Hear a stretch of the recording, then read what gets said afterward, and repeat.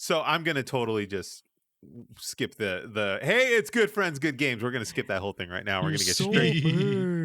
It's so big. That's a good boy. So we're gonna have this discussion here right now. So we've just asked Dil pre-show. We've asked Dil, is the Taco Bell in the UK just as bad in the US? Because in the US, if you have no health insurance whatsoever and you need a colonoscopy, all you need to do is go to your local Taco Bell. Yeah, and I assure you, you will be cleaned. The last time I had Taco Bell in the UK, it was like 2019, I think, and I felt fine afterwards.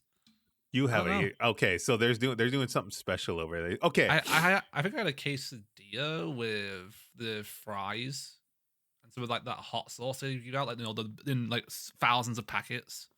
Wait, okay, so I'm always curious. One thing I'm always curious about is like the menu stuff that's on like the foreign countries versus the US or whatever. Yeah. Like, okay, so like here in the US, none of our McDonald's or Burger Kings or any of those fast food chains sell poutine. I'm going to guess that yours, Zenith, like your fast food places have it, right? It's, yeah, like our fast food places, well, at least our Taco Bell is very similar to you guys, so... Oh, okay, so it's just a straight cleansing. Yeah, I would probably say, if anything, some of our meal portions are smaller, as well as some of our fast foods don't seem as like fattening, because I've had like certain fast food places here and then had them in the US, and after the US I felt like I was like that Last of Us meme where Joel was having like a heart attack because I was just like, I don't like this. It's the same thing you experienced when you were drinking that sludge coffee like 4 weeks ago. Yes, it was that. Okay, someone in the chat here just mentioned a place called Taco Time, and I want to know what Taco Time is. Taco Time? I have to look this up. Look up Taco Time, somebody. Taco. Oh, actually, let's see. A homestyle Mexican food restaurant. That sends you straight to the John right after you eat it. Yeah. I love it. By the way, I wrote your jingle for you. You wrote the jingle. Okay, we have a jingle here. Apparently, Taco Time is heavily more in like it's not in California, but it's heavily more in the mountain time areas. Okay. So like Colorado's there, okay. Arizona and stuff like that, Nevada. Yeah, that makes sense. Casa Bonita. You remember Casa Bonita? Apparently, there's one location in British Columbia in Canada. Oh. Okay, but that's all the way on the other side of Zenith, so we can't get that report. Yeah. Nope. Damn. Zen's somewhere in like Nyan or something. What? I don't know. I'm just looking at the map right now. I am like way east, where like Canada all of a sudden has like a little bit of just like a corner dip. It's like it's like a country has like a little tiny penis. I'm on the tip of the penis. Okay, so I'm not. Oh wait, hang on a minute. That might be able to find you then. Oh, hang on. I might actually. Is this it right here? I can't see it. I think I found the tip. Died over there. I think I found the tip. I think I can find it. Hold on. This part of the map looks like a dick. Let me see if I can find it. Okay, I'm trying to learn my provinces. So is Canada just separated by large bodies of water as well? Ontario's the one all the way to the right, yeah? It's like Saskatchewan and then Ontario? So it's so we have on the very left you have British Columbia. Right, I know that. Then you have Alberta. Okay. Then it's Saskatchewan. Mm-hmm. Then it's Manitoba, and then you have this big dip with Ontario where all of a sudden it starts going south a little bit, and then curves, and then it looks like a peen. Yes, and then northeast is Quebec. Okay, so it's literally the genitals of the country by your description here. Right, literally. I mean, we're all dicks down here. It's literally the genitals. To be fair, for America, Florida is basically the penis of the U.S. So don't even fucking get me started on Florida. At least we're not Florida. I mean, true. Okay, this Yeah. has nothing to do with video games or nothing to do with anything. Who says this is about video games? Okay, anyway, this has nothing to do with, but I'm going to tell you right now, I think the governor of Florida getting owned by Disney is one of the most magnificent things I've ever read in the news. That was spectacular. I don't really respect Disney that much, but that's one time where I'm like, good for you, Disney. Yeah, good on fucking you. stick it to them. Fucking stick it to them, please. Thank you, So- Morgan. Morgan, you did great. You're doing great. Yeah. By the way, Eric said that your clip taking is absolutely superb. Impeccable. It's the best. It's the best. Also, you It's want to the- hear your jingle? Yeah, let's hear the jingle. All right. Pay for Reapum, pay for Reapum. Give us your money, you cheeky wanker. Pay for Reapum, pay for Reapum. We're coming after your booty, wallet, like a Minecraft creeper. God damn. Does it explode like the Minecraft creeper as well? Oh, I explode all the time. Yeah. He's so big. Big. Chandler. That's a big boy. If you have not seen Better Call Saul, I don't know what episode this is, but a man basically, in the short stick of it, a man makes a sexually suggestive toilet. Yep. Okay. Without realizing it. Afterwards, he said, "I made this for children," and he's like, "Yeah, and your kid's gonna need all the therapy from the fortune you're gonna make from this." Yeah. I don't know. It blows my mind. But yeah, DeSantis getting owned by Disney is one of the best things I've read in the news all week. We also have a fucking ex-president being indicted for criminal crimes. Like, what the hell's going on? What the hell's going on in 2023? I just think it's America's version of London Bridge is falling down. Very well, very much so. But okay, on to non-politically related topics and all that good stuff. What have you gentlemen been up to? How have you been? Well, I had a nice, pleasant time seeing my cousin on Thursday because obviously I didn't tell anyone this or anything like that, but for those who missed it, it was my birthday recently, so I got to finally celebrate my family and everything like that over like Thursday and everything. So, I feel so bad because I used to have, when I was doing the streaming, I used to have a command that would tell you when Dill's birthday was. Yeah, he did. And that command, I think, still exists in the stream elements, but I'm not sure. Probably. Oh, that was another thing I forgot to check after I rebooted. So keep going, Dill, while I check this. No. But yeah, I didn't really tell anyone about it, honestly. I made like one tweet about it, and then... Is it this? Is that the command? Dill's a big boy. Ladies and gentlemen, we have found the title of this episode. What the fuck? I don't think I've laughed so hard for an episode so far. Yeah, it's quality. It's literally quality. Jesus. Yeah, but it was an odd birthday. Saul. I mean, I got a new fridge for my birthday, which was nice. Wait, a fridge? Yeah. I don't know if you can see it. Right there. What? Okay. Nice. All right. Okay. Well, it's basically the equivalent of a bar fridge. Why do we have a bar fridge in our room, Dill? Because I normally Microphone. get a lot of drinks. Microphone. Because I normally get a lot of drinks.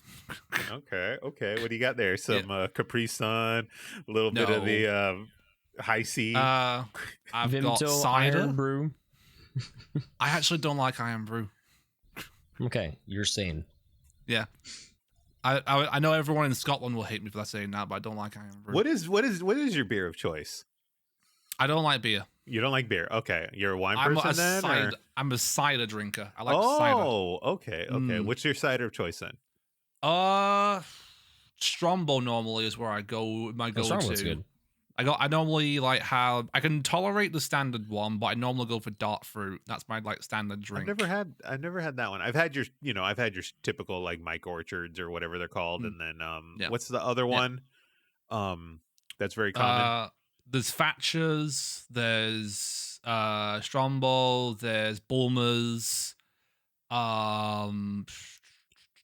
Old Mount is another one. That's I think it was the one with the bee or whatever. But yeah, Angry Orchard I've definitely had, and I forget what the other ones are. But Angry Orchard I've not had.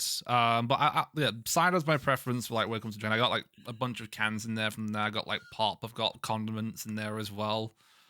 Okay. You know, whenever I want to have something to eat. Like if I have like a sandwich or something like that, I fancy breaking out some, you know, barbecue sauce or some peri peri mayo. I'll just do it.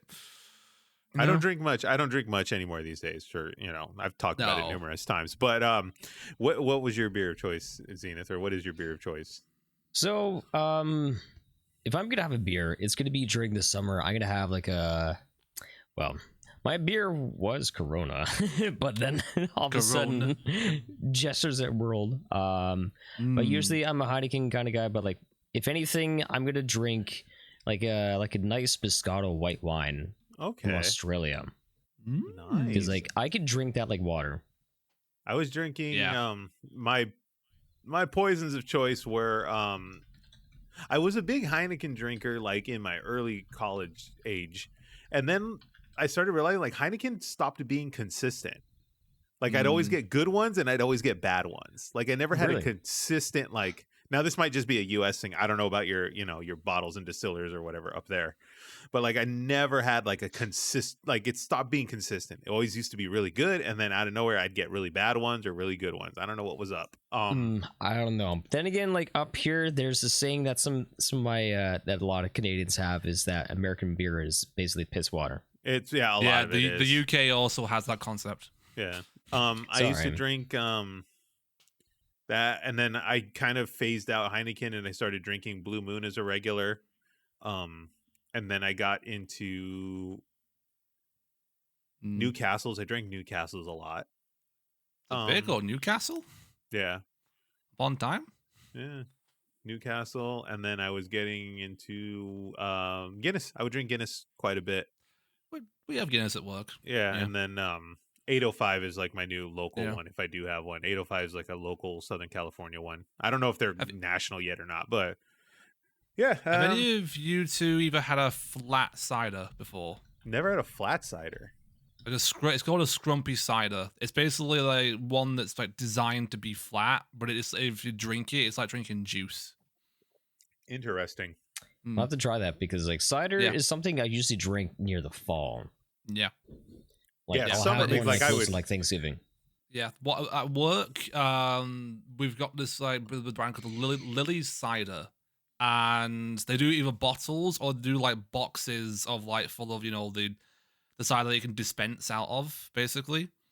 And the box ones are the flat ones, the bottles are the fizzy carbonated ones, basically. And my favorite one out of all of them ones is the mango one. The mango one is just like, it's great, delicious.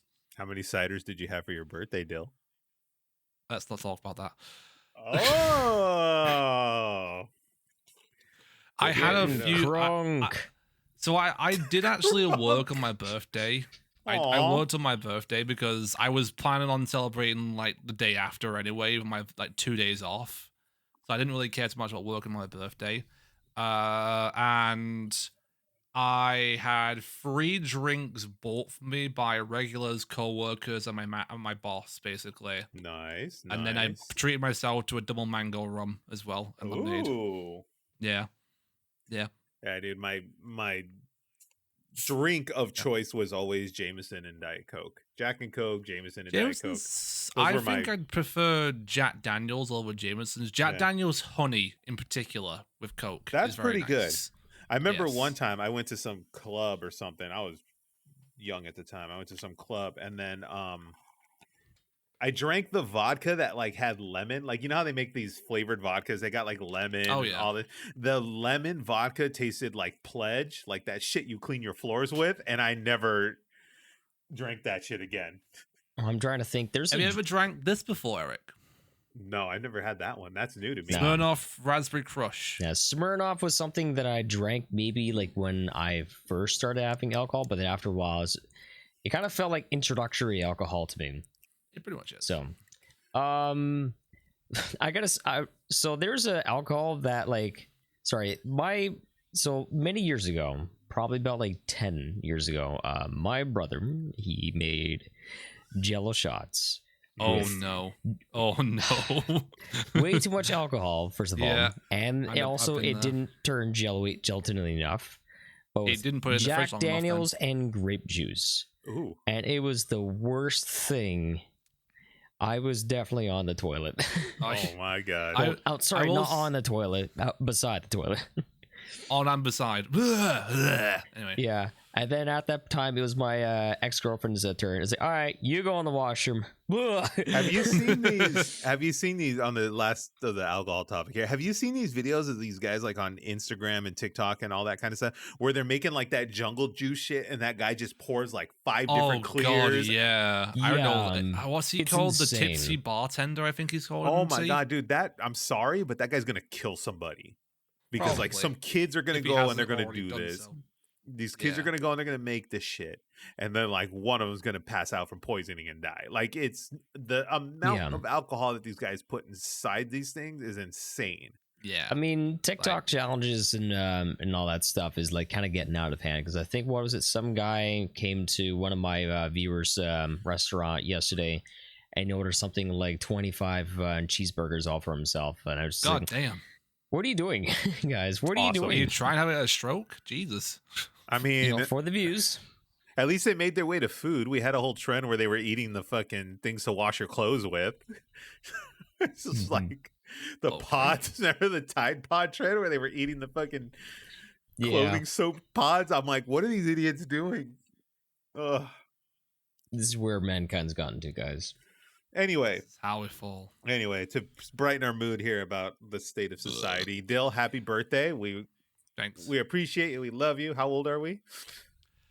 I am now 27. Oh my god! What the shit? When I met you, you were 21. I was 19. So I think I was. I was 19 when I first made an account on Twitch. I think. Oh my god, dude! Everyone's getting like fucking. Yeah. They're all adults now. Oh. You're nearly. Aren't you close to 40, Eric? No, I'm close to 30. You're lying there. Later this month, I turn 36. Ooh. Okay, so yes, I am literally months away from 40. Actually, I just checked the calendar. So I'll be in for the podcast, for the next podcast, but then afterwards I'll have to be off because I'll actually be in St. Jude. So that's right. Fine. We know about this. No, that's we want you there. We want you there to rep us. You're gonna miss my birthday, and I won't be there for St. Jude. So, man. Yeah, you're not gonna see me again until. So you're out for till mid-May. Till May 13th. May 13th. Okay, yeah, mid-May. Okay, we'll work that. Don't worry, we will have somebody in here that will fit you in spirit. Don't you dare bring Everson without me. Oh, now we have to, don't we, Eric? We got to. No, now we got to. Because Everest is joining me for Overcooked 2 today. Everest is great. Oh, you guys are gonna play Overcooked 2? That's awesome. Yeah. Cool. Nice. But yeah, I'm literally like months away from 40. And you know what? It's okay. I think like It's okay. It's okay. Like you're not crying inside. You're okay. Part of me feels like I don't know. I went through this weird. I'm not like I don't know what to say. I'm not in like midlife crisis mode. Like I haven't gone. It's getting there though, isn't it? It's getting there. I am looking at motorcycles. Like I've been looking at motorcycles for the past couple years, and He's like about to Keanu Reeves it. I'm tempted. I want something very similar, but yeah, I think I'm like not doing anything crazy. I'm not like out buying Ferraris and I'm not like out in clubs trying to, hit on 20-year-olds or anything like that. Like some of these weirdos do. So that's too old for what is it? Tom Cruise? Tom Cruise. No, Leo? Oh, Leonardo DiCaprio. Leonardo, yeah. Sorry. As soon as they turn a day over 25, too old for they're Leonardo. out. He's literally like kids' health insurance. Like they're as soon as you're 25, you're just cut off. Yeah. God. It's like 25. You got to go. You're on your own. But. No, I'm okay with it. It's like weird. Like I sit back and I think about it. I'm like, no one, there's nothing I can do to stop it. Like, obviously. But like I think I've become content with myself and like my career and at work and like the whole social media streamer space and all that kind of stuff, and like I'm like realizing like, oh, you know what, I'm okay, it's a young kid's game, I'm all right with that. So like I'm really really enjoying just sitting back and playing games, doing it on my own time, doing things the way I want to do it. And if I post a clip up, cool. If I don't, that's fine too. And like I feel like I live a lot more sane that way. The age thing will really really hit you if you're constantly looking for the approval of others. True. Yeah, it's kind of a thing. So 40 will be fine. Yeah, what have you been up to, Zenith? So I got myself a new phone. This was actually a bit of an ordeal getting, because it's very nice. It's I retired my 7.5-year-old phone with a brand new Samsung, the nicest one. So I actually went in 2 weeks ago on a Monday to get it, and apparently I was there at the booth for like an hour and a half. Wow, that's a while. Because well, first of all, I didn't know that I needed a certain ID, but they managed to find a way through. But it wasn't so much the ID that they were trying to find a workaround for. It was the fact that they were looking like I had an issue with my account where they were expecting me to pay for my phone completely upfront. Ooh. Oh. So they were asking me, so I was not able to set up like a monthly plan. They were asking for $1,200 up front. Jesus Christ. And I do not have $1,200. No. But you do have a phone that'll get you about $50, so you could just be like, here, take this. So I came back the next week, and my manager, the manager there said, hey, if you come back, I'll try and help you out. I'll get you a discount on this and this. The guys, when I came back there, they gave me like so many discounts, $50 off of everything, including screen case, screen protector. They threw in like auto payment to knock like an extra $5 off. I got like an extra like $10 off of my my phone every month, and they also did this like rebate thing where I saved like $75 off the first 3 months. So I saved about like $300. Damn. So you came out about $1,000, 900 to $1,000 for the phone, right? Yeah, about that. Yeah. But they let you do it monthly though, right? Like you're paying monthly. Okay, cool. So I'm good. Other than that,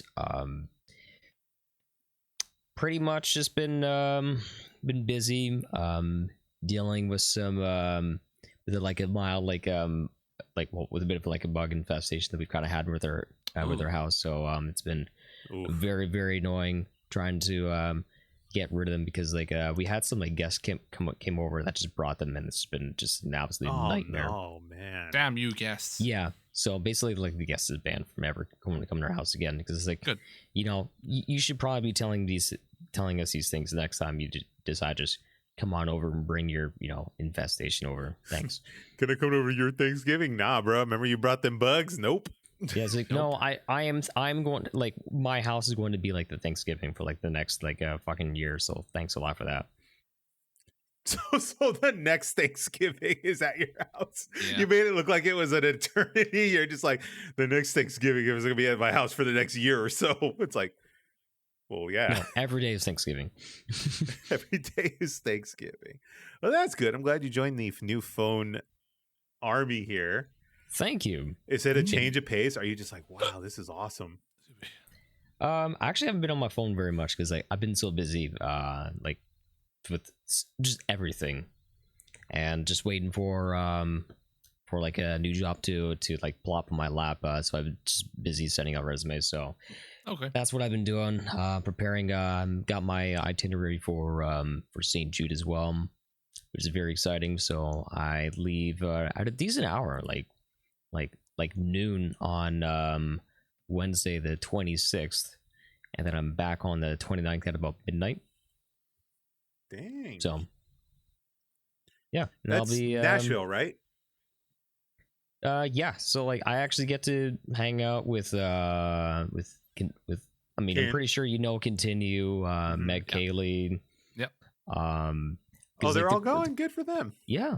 So the greatest thing about like what I love so much about like like yes, like it's like so like every time you go, you get to see something different about the hospital. So like last time, like it was just like just a general tour, but next time, like I think it might have to like put on like a full on like suit with gloves, goggles, and a face shield and whatnot. Yeah, this is the first one back since the pandemic, right?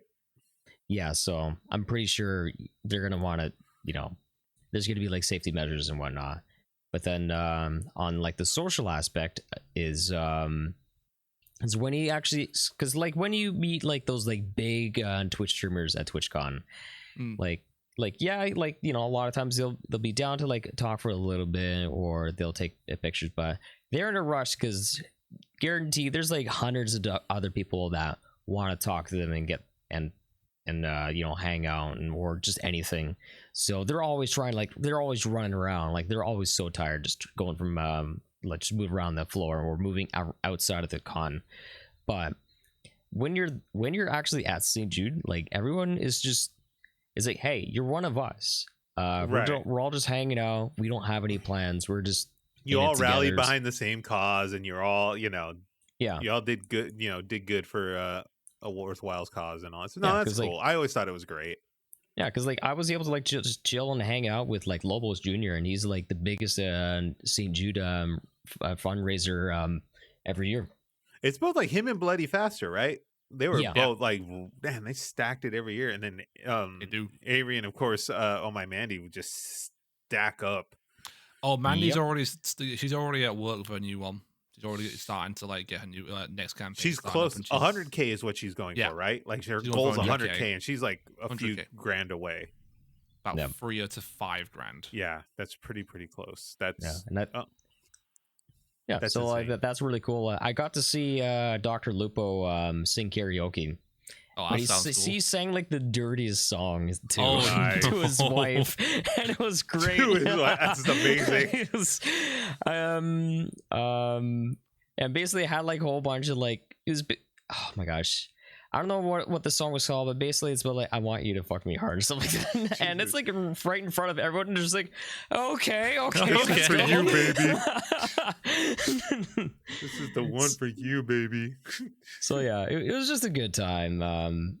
I mean, like it's their it's serious business, but it's gonna be great. Just a lot of camaraderie. Yeah. So I'm definitely looking forward to it. Awesome, good for you, dude. Thank you. For you. You're gonna have a good time. You're gonna have a blast. We will see you when you get back. Yeah, I'll bring pictures. Yeah. Ooh, okay. With my new phone, which with takes way better pictures. My new phone, guys. This phone's got Samsung. This guy's got 20 megapixels. Yeah. Yeah. 5 cameras. 4 cameras. Sorry, 4. I can't count. 4. By the way, this is what my voicemail greeting sounds like. Yes. Meet Zen in real life. Hello. Oh, you dropped a message. That's a big boy. Gotcha. Go watch Better Call Saul, everybody. Please.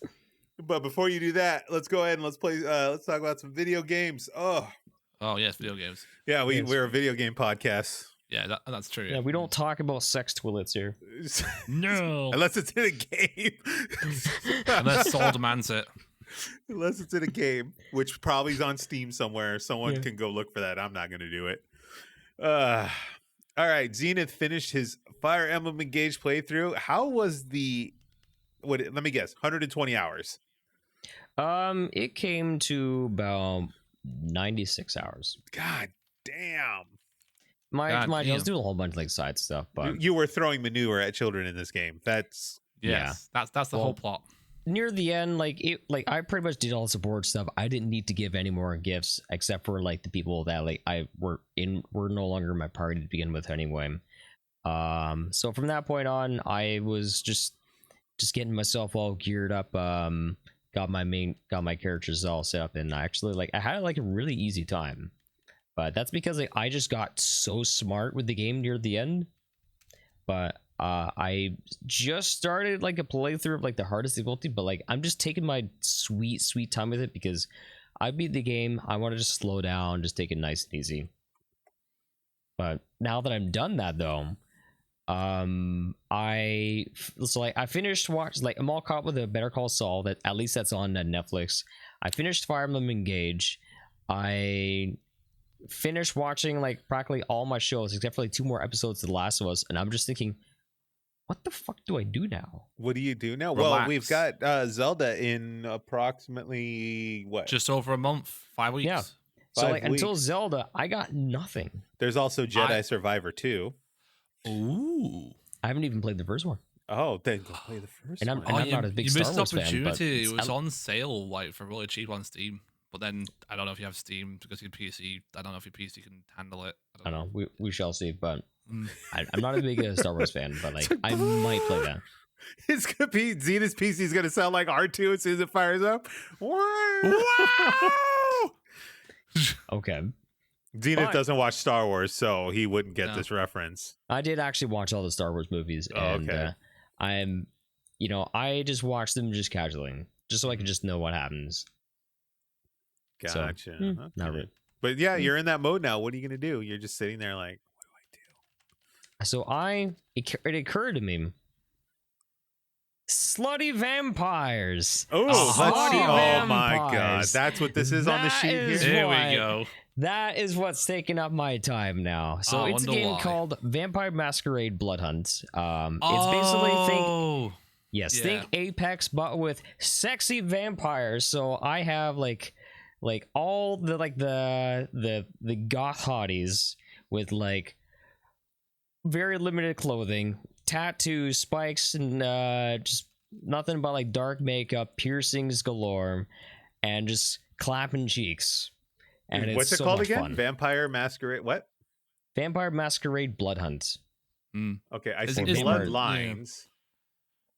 Bloodlines is supposed. Blood Hunt. Oh, here we go. Here we go. Yeah.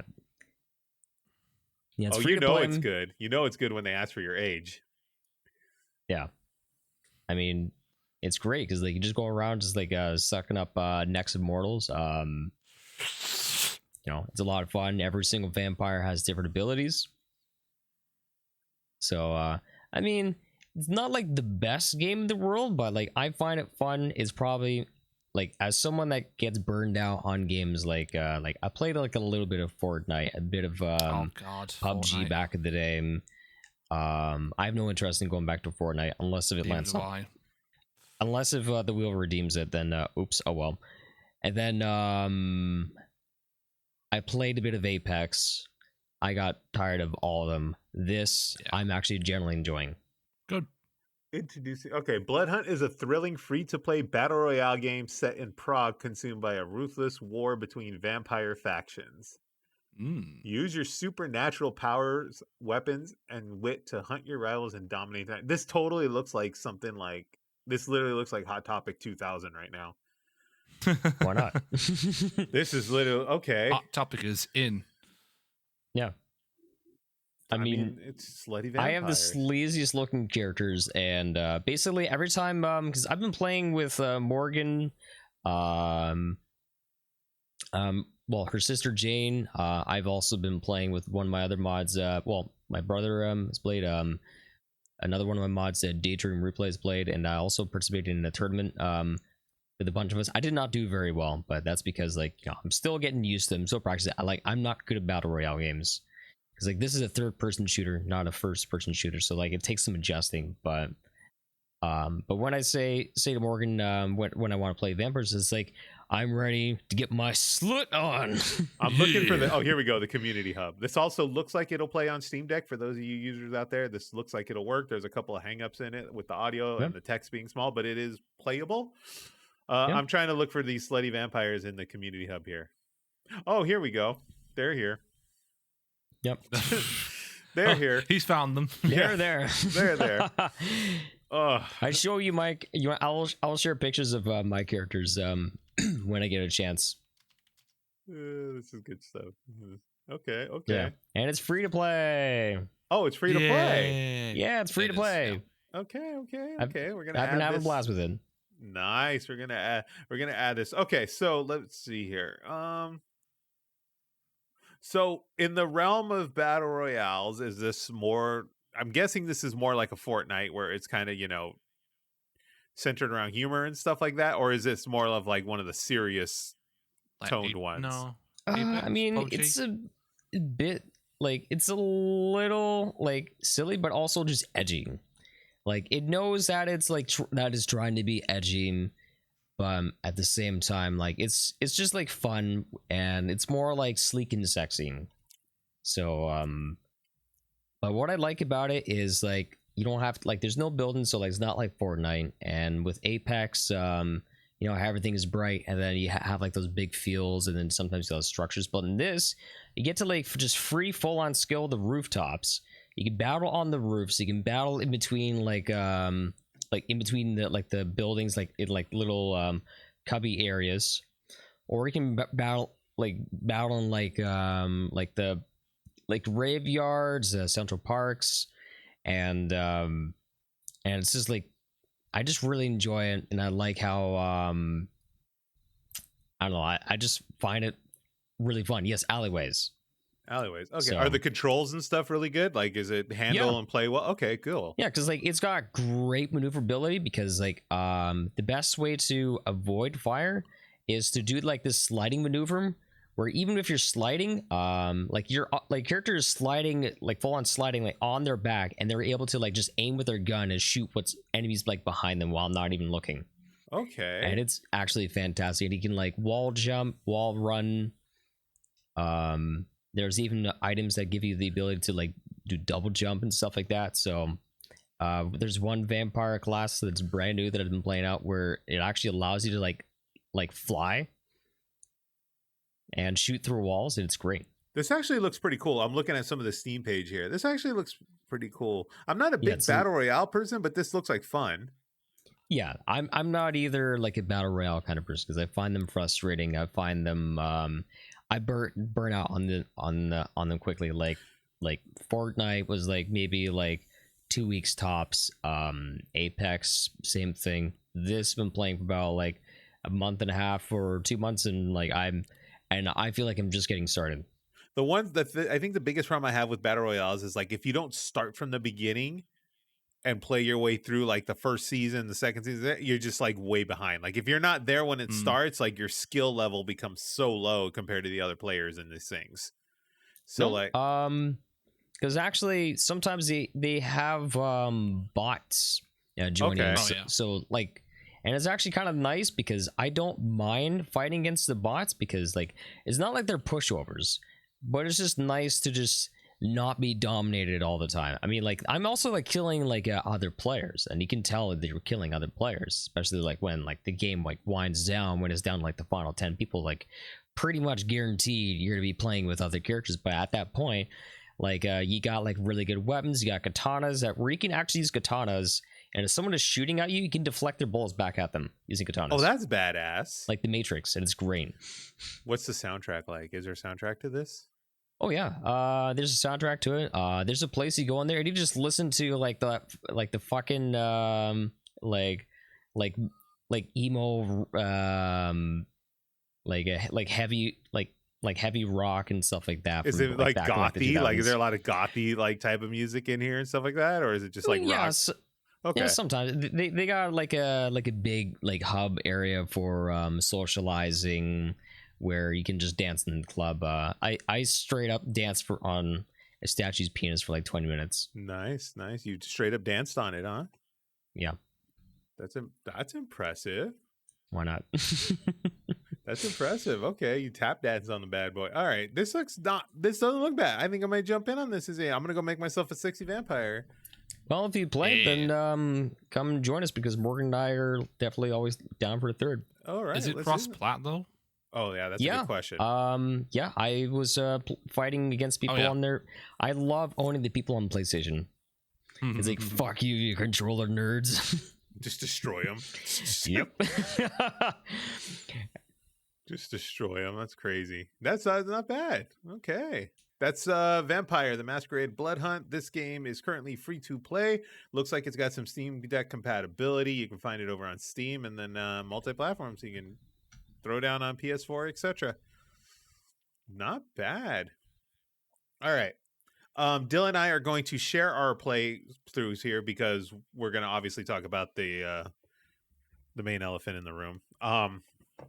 Because this is all Dylan and I played over the past week, 2 weeks. Yeah, about a week for me. I'll be here. You'll be. He's on his new phone. He has to share about the sexy vampires. He's uploading his sexy vampire tweets. Okay, let's just go straight into it. How fucking good is Resident Evil 4 Remake? Very fucking good. It's literally... Yeah. I don't even know where to start. Oh, where do we start with this? How faithful it is to the original whilst adding more to it. Honestly, like it is very faithful to the source material, but it does make the appropriate changes to the actual like the OG game. Like I want to say more about saying spoilers. I don't know how far I'm going to go ahead and I'm going to put a what's it called in here too. I'm going to go ahead and we will put a spoiler alert in here. We'll probably talk about spoilers in the remake. We'll probably talk about spoilers that happened in the original game. So fair warning now, spoiler alert, spoiler. Not Dill. Zenith, you've watched people play this game like a million times. I'm being called out. You can discuss with it. You're being called out here, Zen. No, well, Zenith, you said so yourself. You watched numerous people play the original one, right? I may have. You may have? Okay. Are you poised? Are you opposed? Poised? Are you opposed to these spoilers? Big poise. Go for it. Okay, so yeah, spoiler alert. If you haven't played yet, feel free to fast forward through the segment here. If you are listening to this live, well, then don't leave. Just plug your ears. Okay. I'll go first since Dill, you finished it. So yes. You can get an assessment for where I'm at, where I go through my player. Okay. So the first thing I noticed about the remake, the difficulty is cranked up. Is it? Yeah.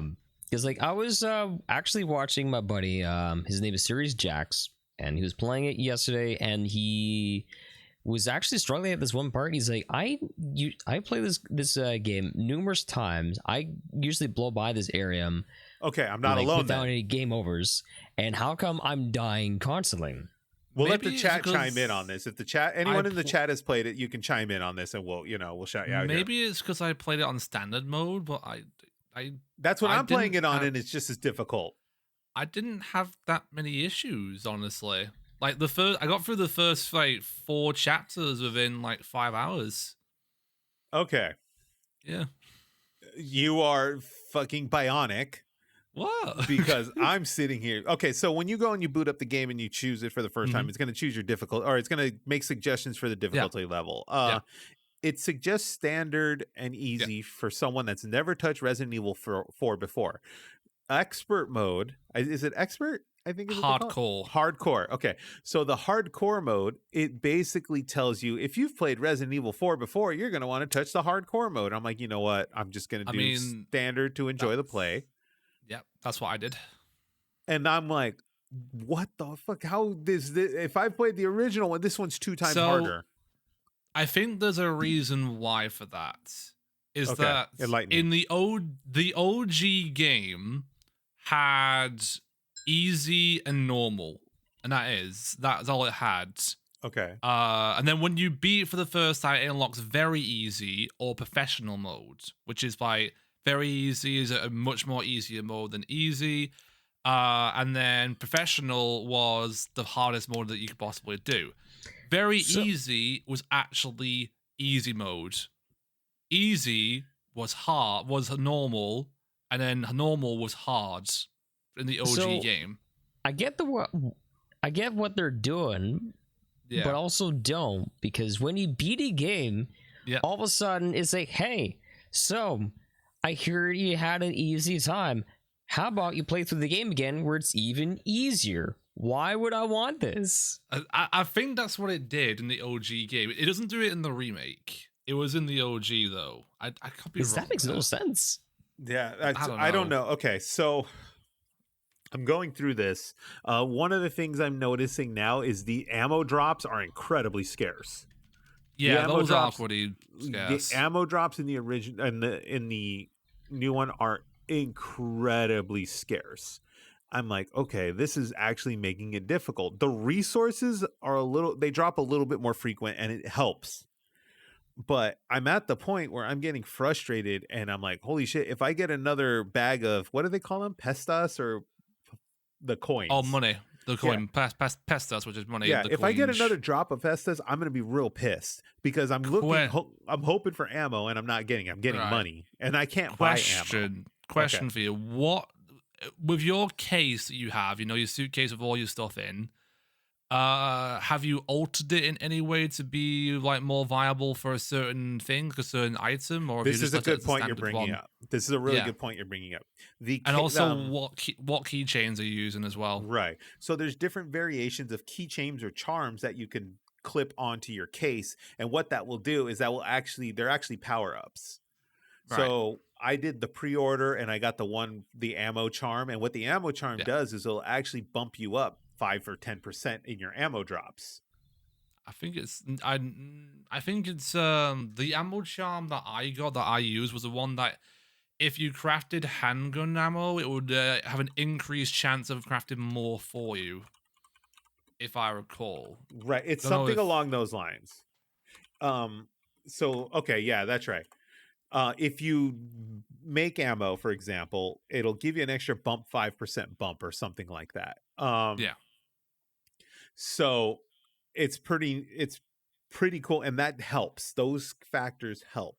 But the other thing that's going on in this game is it's actually counteracted because now I'm using more bullets to take down the what the hell are they called? Why am I having brain farts today? The Puegas or whatever they're called? The Plagas. The Plagas. Yeah, the Plagas enemies. And the villagers. You're having to use more ammo to take out the villagers. That's where I think the difficulty level is, because headshots don't do it. Well, headshots, if you get a critical hit, it will instantly blow up their heads. I unlocked a charm that basically allowed me to get increase the critical hit chance. Plus, I got an exclusive upgrade to the handgun where it would also increase the critical headshot chance as well. Okay. So that's another factor that goes on in this game is the more charms and the more customization. So you're actually more inclined now to build up the strength of your weapons with the tune-ups and stuff like that, because they become more valuable in your journey here. But let's go back to some of the cosmetically, the thing is beautiful. Yes, I love the different skins as well that they have for the characters. Like, it's not just like the OG ones, it's also some new ones as well, which is quite nice to see, Yeah, I've actually seen videos of like a shirtless Leon suplexing villagers.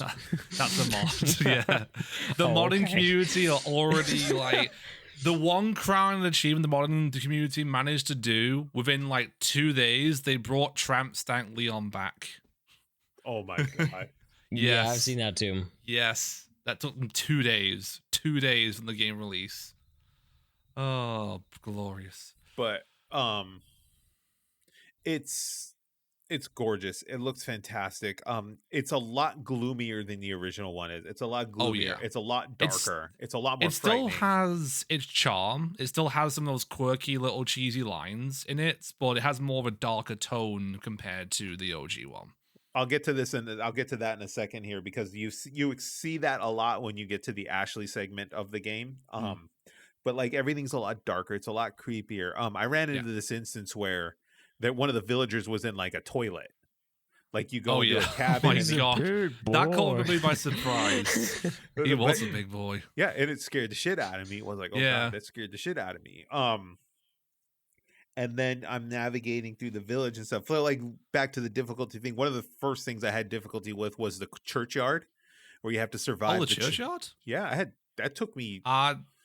I died like twice. No, actually, Ashley died twice in that one. Okay, Dil, you were the fucking Michael Jordan of video games. We get it. Sorry, it took me a bit of time to figure it out, I will say, because Ashley's controls were a bit different compared to the OG one. But once I figured it out, I was able to like make it. I'm going to get to that too, because I'm actually having trouble with this on some occasions. But the churchyard to me was difficult, like surviving the churchyard. But then again, it came down to the scenario where it's like, oh, I'm being a noob and I forgot that the shotgun is on the wall. Yes. You find the shotgun, and then it makes this segment a lot easier to deal with. And then you use the grenades, or you use the in one of the barns. There's like a lantern. Are you up to the bit where the ploggers are starting to like erupt out of people's heads? Yes, that's very difficult because that takes more bullets. Do you know there's an easy way of taking them out, though? Spoiler alert. If you drop a flash grenade, it will kill the sprouted plagas. This was in the original, too. So, spoiler alert. If you're having difficulty, drop a flash grenade, and those guys with the fucking tentacle heads will just disappear. And if you do it for 3 of them at once, you get an achievement as well. Zenith's taking notes. Zenith's just taking notes when he does his playthrough. Slow down a little bit. Taking notes. But yeah. Can you repeat that one more time? Yeah. So the Las Plagas take out the is Las a big Plagas. boy. Las Plagas like us, no flashes. So exactly. There you go. Basically, flash the Las Plagas and they die instantly.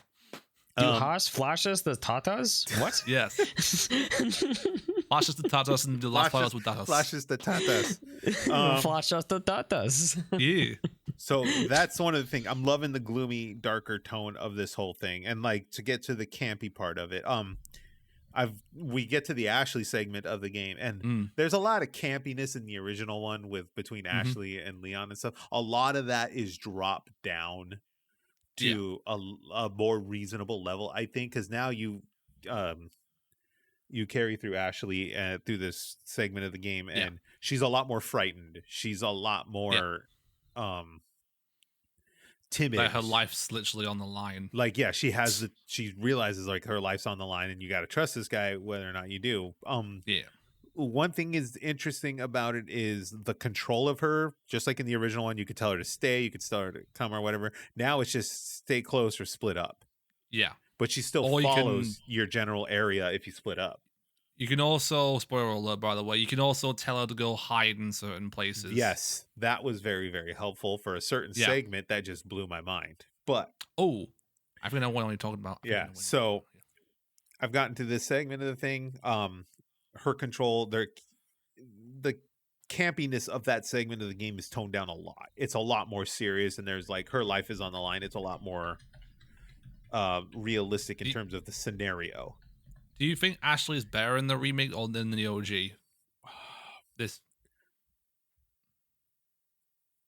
How do I feel? I think in the original one she had more personality. But then again, I'm only, up to X amount of chapters, so I don't know if this is going to develop. My personal opinion is that yes, she had more personality in the OG. She had an annoying personality, basically. I like her more in the remake than I do in the OG. I do too. Yeah. I feel like I said, it's a more realistic tone for what the game is, because they've flipped it around. She says "Help me, Leon" a lot less, which is like very nice because it's like PTSD whenever I hear that. Help me, Leon. Help me, Dale. Help me, Dale. Shut up. But I would say that the original was considered like an action game. This is more of an action horror game. Like it's more along the lines of, like someone just mentioned in the chat here, welcome, more along the lines of a Dead Space or a Callisto Protocol or something like that. It's much more horror action oriented. That's the thing. Dead Space remake nailed it. Resident Evil 4 remake nailed it even harder. But let's go to this. I'll get to the things that just absolutely blew my mind. Obviously, we go to, you fight one. I've gone through one El Gigante. Mm-hmm. I hated that fight in the original one. Yes. I hate that fight now. I think it's even worse now. Is that the chainsaw guy? No, El Gigante, or I might be wrong, but the big giant. The big giant. Oh, the giant. Yeah. Did you save the doggo? Yes. Spoiler, by the way. Spoiler alert. That hurts. That helps. That helps a lot. Saving the doggo helps. Which was a nice touch from the original one, because the original Jen, one write that down.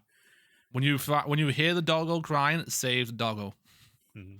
That was a nice change of pace from the original, because the original game, save the dog and it doesn't do anything. No. In the OG, that did the same thing. It did? Oh, I don't remember then. But in the OG one, you found the doggo a lot sooner. You found him more at the start of the game. That's right. But in this one, it was after you leave the chief's house. Yeah, and then you save the doggo, and it comes and it helps, and it makes life a lot easier for that fight. But yeah, the house, what is it? The cabin defense scene. Yeah, took me almost an hour. That was hard. That was hard. I will say that one took me about 2 attempts in total, because I ran out of bullets, so I just died. The cabin defense scene was very difficult compared to the original. You know, there's an achievement, by the way, for that as well, where if you don't use any boards on the windows, you get an achievement for it. Fuck. Yeah. Okay. Yeah, I only learned about that after I did that section, and I was like, oh, well, hardcore time. So, damn, I figured there was an achievement for that thing. But yeah. Is there an achievement if you do it without the dog? Like if you don't save the dog? I don't think so. Okay. I will have to look that up. But the house defensing was incredibly different, but way more intense. I will say as well, it was nice seeing them change it a little bit too, because Louise in the OG scene of that cabin was kind of a horn dog. He was a little bit of a horn dog. And then spoiler alert, here it comes right now. The fucking Chainsaw Sisters blew my mind. Oh my god, that was a hell of a change of pace. Like, holy shit. Because I think in the original one you had the choice to fight them or not, right? I don't think they were in the OG one. I don't remember them being in the OG one. I think there was a choice depending on the path you went. You would run across them or not. But the I Chainsaw Sisters, they shoved the Chainsaw Sisters in your face this time around. And it's such a well done segment of the game. That one took me a good few attempts. Like I think about 3 attempts in total. Funny enough, that one I got on the first shot. Did you? Nice. Yeah, because I utilized the Chainsaw Sisters. I just kept running in circles while they were swinging the chainsaw around, and that's the way you gotta do it. And then I just kept shooting them and throwing grenades and stuff like that, and eventually it killed them. So that's about where I've been cut off. I've cut off at that point just after that segment, and I'm making my way towards the castle. So I think that's about chapter 5, chapter 6. 6 or 7. I don't know, but it's what a fantastic ride so far. I thought I would get bored thinking I was playing the exact same game over again. But no, it's not like that at all. You could play both of them back to back and have a completely different experience. With familiarity. I'm already planning my hardcore playthrough next, which is going to be like, I'm going to collect everything, and I'm also going to use the villain skin and the villain filter as well, which makes everything look red. I don't know if Zenith has seen any footage yet or watched anybody play yet, or do you have any kind of opinions yet, Zenith? Or it looks a lot of fun. It's like definitely like the environments look creepier, look like this is the kind of remake that's been missing from that like we've really been needing from, because like RE2 was great. RE2 was actually fantastic. It was. But the RE3 remake, it was not quite there. It could have been better had they not split the focus between like that and the multiplayer they were working on. Yeah. And then they absolutely nailed RE4, because I think RE4 was probably like it's the riskiest one to do. People, for sure. Like a lot of people are saying this. This is something I want to ask you: is the remake better than the original? I'll let Dil go first because I'm going to formulate my thought here. Of course. I think it's more fun than the original because it gives you more to do compared to the original. Like the side quest things you get from the merchant. That's quite a nice little extra thing that you can do, to get more trade items and everything like that. And the treasures you can find as well is pretty nice. Kind of the thing that I think the remake does better than the original is the backtracking between areas. Like there's a lot of like decent backtracking in each area where you can go back and find things. And Ashley becomes more useful as well for these kind of things. Like I can have Ashley like go into certain buildings, hoist them up basically. So that's where Ashley, compared to the original, in the remake, she actually has way more usage, which is why I liked Ashley in the remake way more. Because, like, in the original, she was just very annoying. Yeah, she was. I don't think they really utilized. Remember, too, the original one was kind of a different era. Yeah. You know, we were still in that era of like Dead or Alive, like, you know, bikini volleyball games and shit like that in that 360, you know. I just had a flashback to that game. Jesus Christ. Yeah, so it was a different era then. Now we're in this era of, you know, we have our, you know, our Cassandras, our Ellies, our, you know, not to mention, I will say also, I have a new gaming crush now. On Ashley? No, on Ada Wong. Do tell, Dil. Oh, I Tell don't us know. how you feel, buddy. Step on you. What about Lady Dimitrescu? Yeah. Lady Dimitrescu is still there. Don't worry. I don't know. It's just like keeping you with Ada Wong, right? I mean, it's just I think it's the new either the new voice actress they had for her, or like the outfit that she was wearing, or just like her in general. But damn. I thought one of the things that was cool. Okay, so I'll see. I think honestly, I'm treating them as two different games. Yeah. I think the original one is more action oriented. If you want an action game and you want a little bit of a nostalgia, because I think the original one was special. After I played through it and I sat through it and thought about it and digested it, I was like, you know what? This really was a special game. This was like a right place, right time, great game. Were you a fan of the quick time events in the OG? Out of curiosity. I think they were okay. They were action oriented. They were more action scenes. Where I think the stuff now, the generated video and stuff now, those segments, the cutscenes, they're much gloomier and darker and more frightening. This game is a horror game. Yeah, I think the original RE4 probably started like a bad trend with the action time sequences where you just button mash. Yeah, and like it got like very like obnoxious afterwards, right? I would agree with that. Yeah, this is a horror game. Like this is you want to play a horror game, this is great. And then the kind of touch on what Zenith said, I think the RE2 remake is still the better remake, but I think part of it is the jump, and a lot of other people have said this too, and I've read this, the jump between the original RE2 and the remake is so 180 because remember that was a PS1 game, you know, blocky Minecraft looking pixels and stuff like that. Whereas with the Resident Evil 4 remake, OG game has been released on like every single platform that you can think of. And you know, aside from a graphical revamp, it doesn't necessarily need a remake, quote unquote. But 2 was just such a vast change from what was the original one. I think the 2 remake is still the creme de la creme of these remakes. It's hard to beat that, but 4 I think really took a game that was great and made it better. It's a much better game in terms of, you know, experience and stuff like that, but then again it comes down to what you want to play.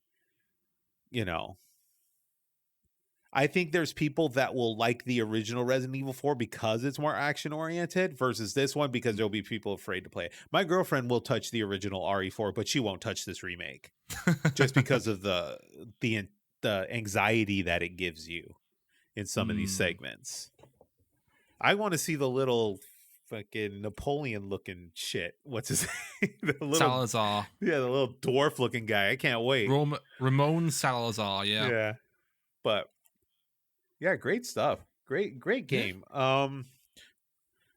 I'll give the details on this here. Surprisingly enough, this is a $60 release. I got it for my birthday. Lucky bastard. I know. But yeah, I have a good friend. $60 release. Steam, PlayStation 4, PlayStation 5, and Xbox.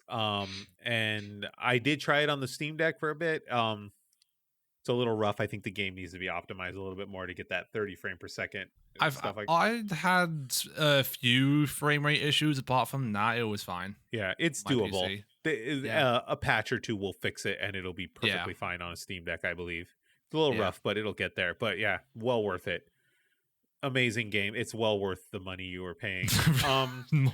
Morgan in the chat. Ramone's salad bar. Romaine salad bar. Salad bar.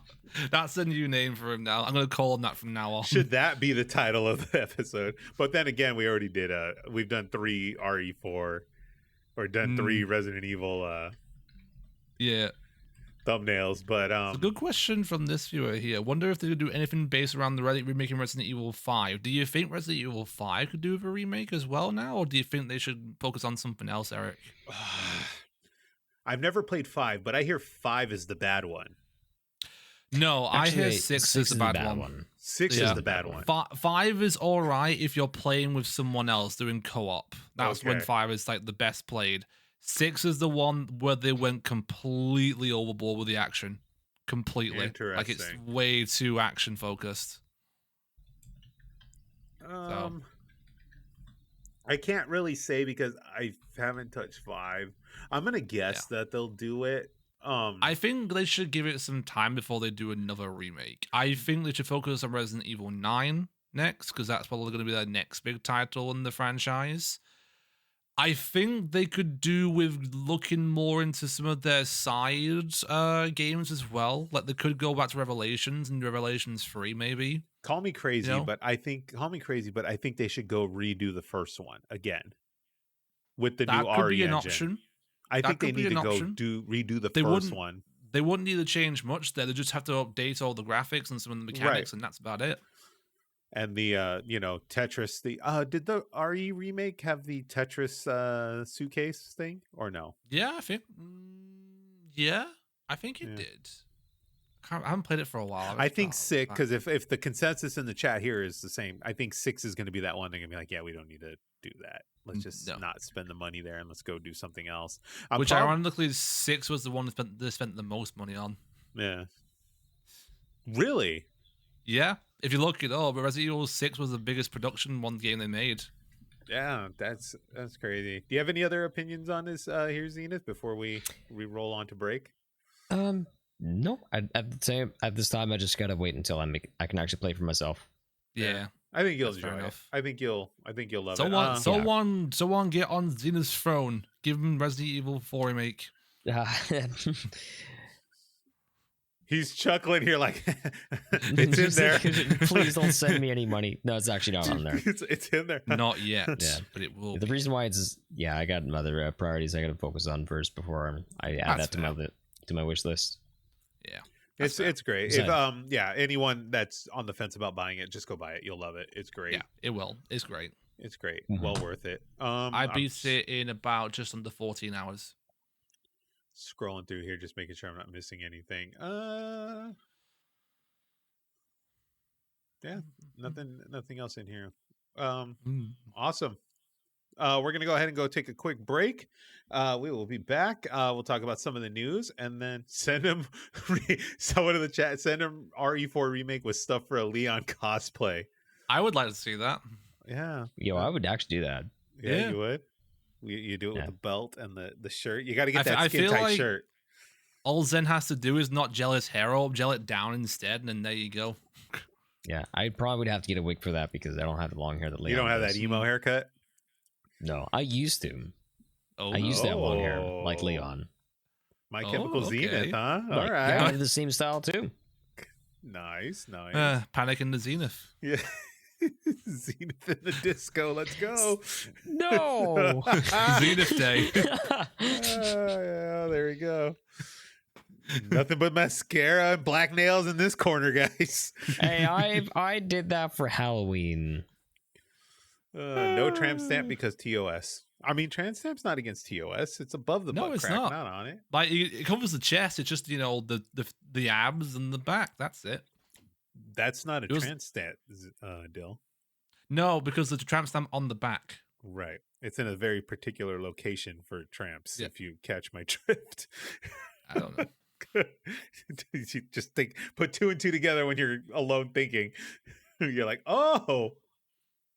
But think of it like a bullseye. There you go, ladies and gentlemen. We'll be back shortly. This has been Good Friends Game. This has been Good Friends, Good Games, and we'll be back. Okay, Zenith says he has all the answers for this title for this episode. Have you ever heard of the beef waffle? Oh God, I don't like where this is going. So one of my mods, she's actually in chat lurking. Her name is Demi, and we were talking about like snacks. So you know rice cakes, right? Mm-hmm. So the thing is, though, in Dutch, it translates to rice waffle. Okay. And the rice I was cake. confused. Yeah, rice cake. I'm just like, why is it a rice waffle? And then at the top of my head, I said, so what is it? Would a hamburger be a beef waffle? And then after several hours joking about this, she went to culinary school, by the way, got inspired and made what is called the beef waffle, and we called it the Beefle. So she cooks a beef hamburger in a waffle iron, and you want to see this atrocity? It's in chat. I've seen this. I've seen this. Oh no, that was what that was. Eric, click that. Hold on, it's all zoomed in on me here. I gotta. That's what that was. When I came in chat, I was just like, "What the fuck is that?" Yes. It looks like they've taken some kind of alien and squished it. That's the Beefle. And it's not even waffled. No. It still looks like it's running. It looks like... And the thing is, so it released so many scents that even her cat was confused. It looks like your Foreman grill broke, so you just used the waffle maker. Maybe that's what happened. Yeah. Basically, if she showed this to any of her culinary arts classmates, they would not want to talk to her again. They would probably let us communicate her from that. Do you want to see the finished product? No. Oh, that's not the finished product. Here's the finished product. Okay, let me look at this. What the fuck? At least you disguise it with cheese. All right, someone send this shit to Gordon Ramsay, like on Twitter. Gordon Ramsay will literally have a heart attack. Yes. But yes, guys, I present to you the Beefle. Beautiful. But honestly, I would seriously send this. Demi should send this to Gordon Ramsay and literally say, "I went to culinary school, by the way." He'd probably say you have to get a refund then. Yeah. You said you should probably do something different with your life. Jesus. Become a Twitch mod instead. Yeah. But yeah, it looks like a dog's biscuit. And it's raw. Raw. Looks like my car ran over it. Yeah. Jesus You Christ. could have stuck it in a waffle iron. You can't do the that. poor waffle iron. Yeah, so we could commit atrocities in chat. But the thing is, though, I'm working on a TikTok because my reaction was just utter just befuddlement. Like, no, this is a really bad idea. Holy shit, man. Yeah, I think this is the episode that Eric has cried the most. Come on, I'm not gonna stick this out there for somebody to eat. You're gonna get someone in the hospital. Jesus. Fucking beef waffle. Yeah. I present to you the waffle. Can I just ask Demi, are you okay? Like, do you need to talk to someone? Yeah. I want to meet your teacher that told you this was acceptable. Yeah. I want to meet that guy. I want to know what's going on in his head. Yeah. Like, holy The moly. teacher will probably be like, no, I'm failing this student. I'm revoking your certificate. It's going to be like Office Space. Didn't we like fire him like 2 years ago? Yeah, he's still collecting paychecks. Already in there. Okay. We need to send that to Hannah and Leshki and just completely ruin their diet. Yeah, their diet. And I'm never eating again. Yep. You know, one of them would have ate it during pregnancy. One of them would have caved. Which one? I'm not going to say. One of them will, though. What if we did it for entertainment? Oh. You know what? Let's put a poll in chat. I'm going to put a poll in chat. Okay, let's make a poll in chat. Never mind, I can't do it because you're not a Twitch affiliate.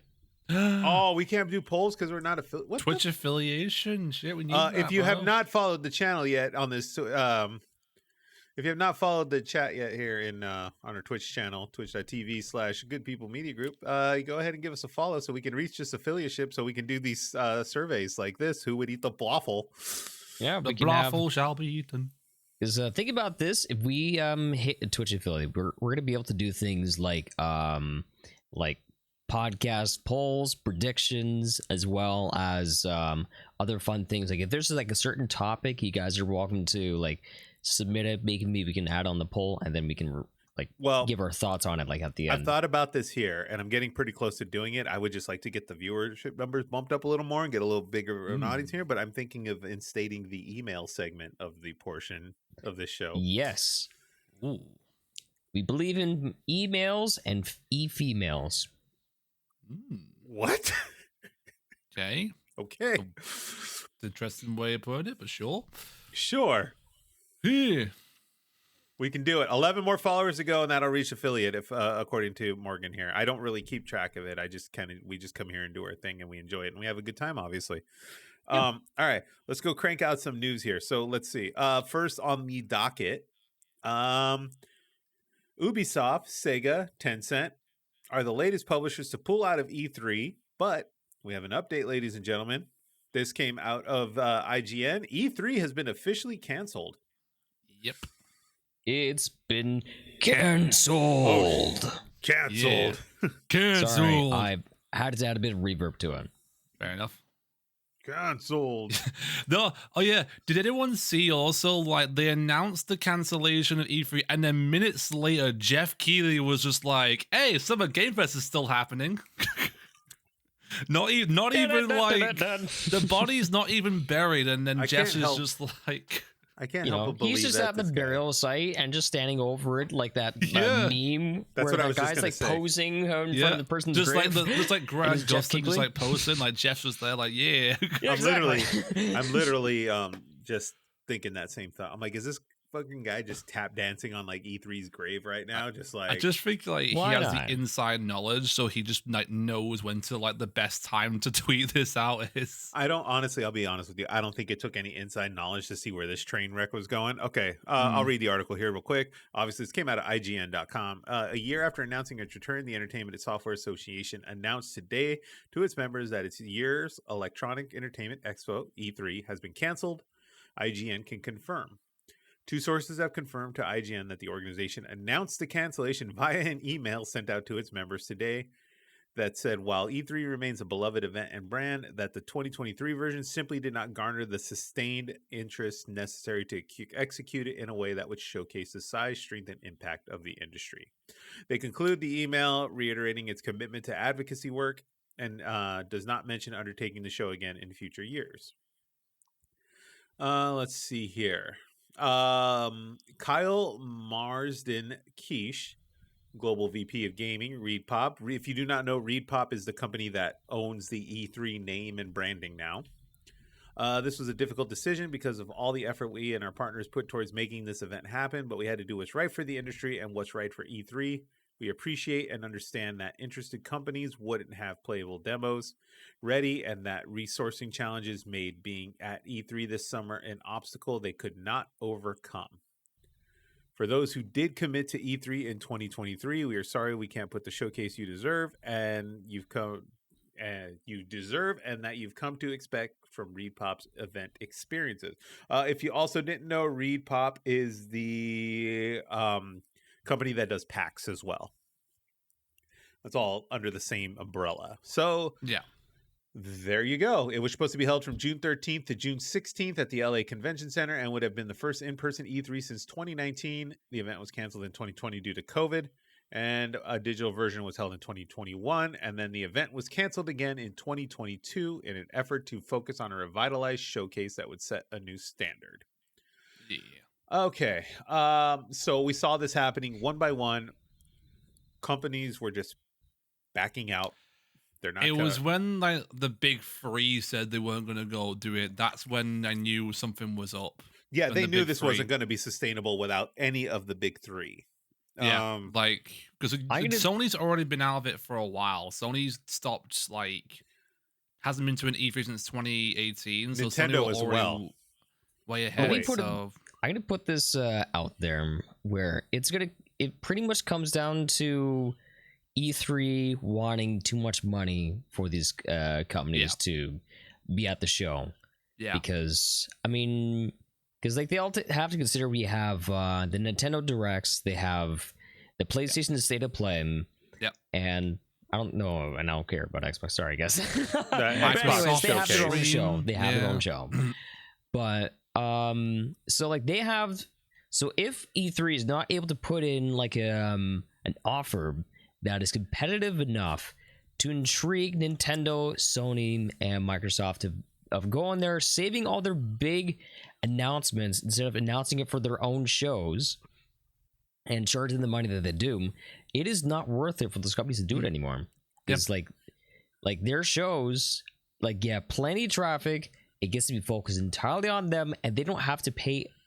Like the only money that they have to pay is like just the cost of being able to produce such a trailer, and it doesn't have to be live. It's all edited down. It's pre-recorded, so they can work out the kinks.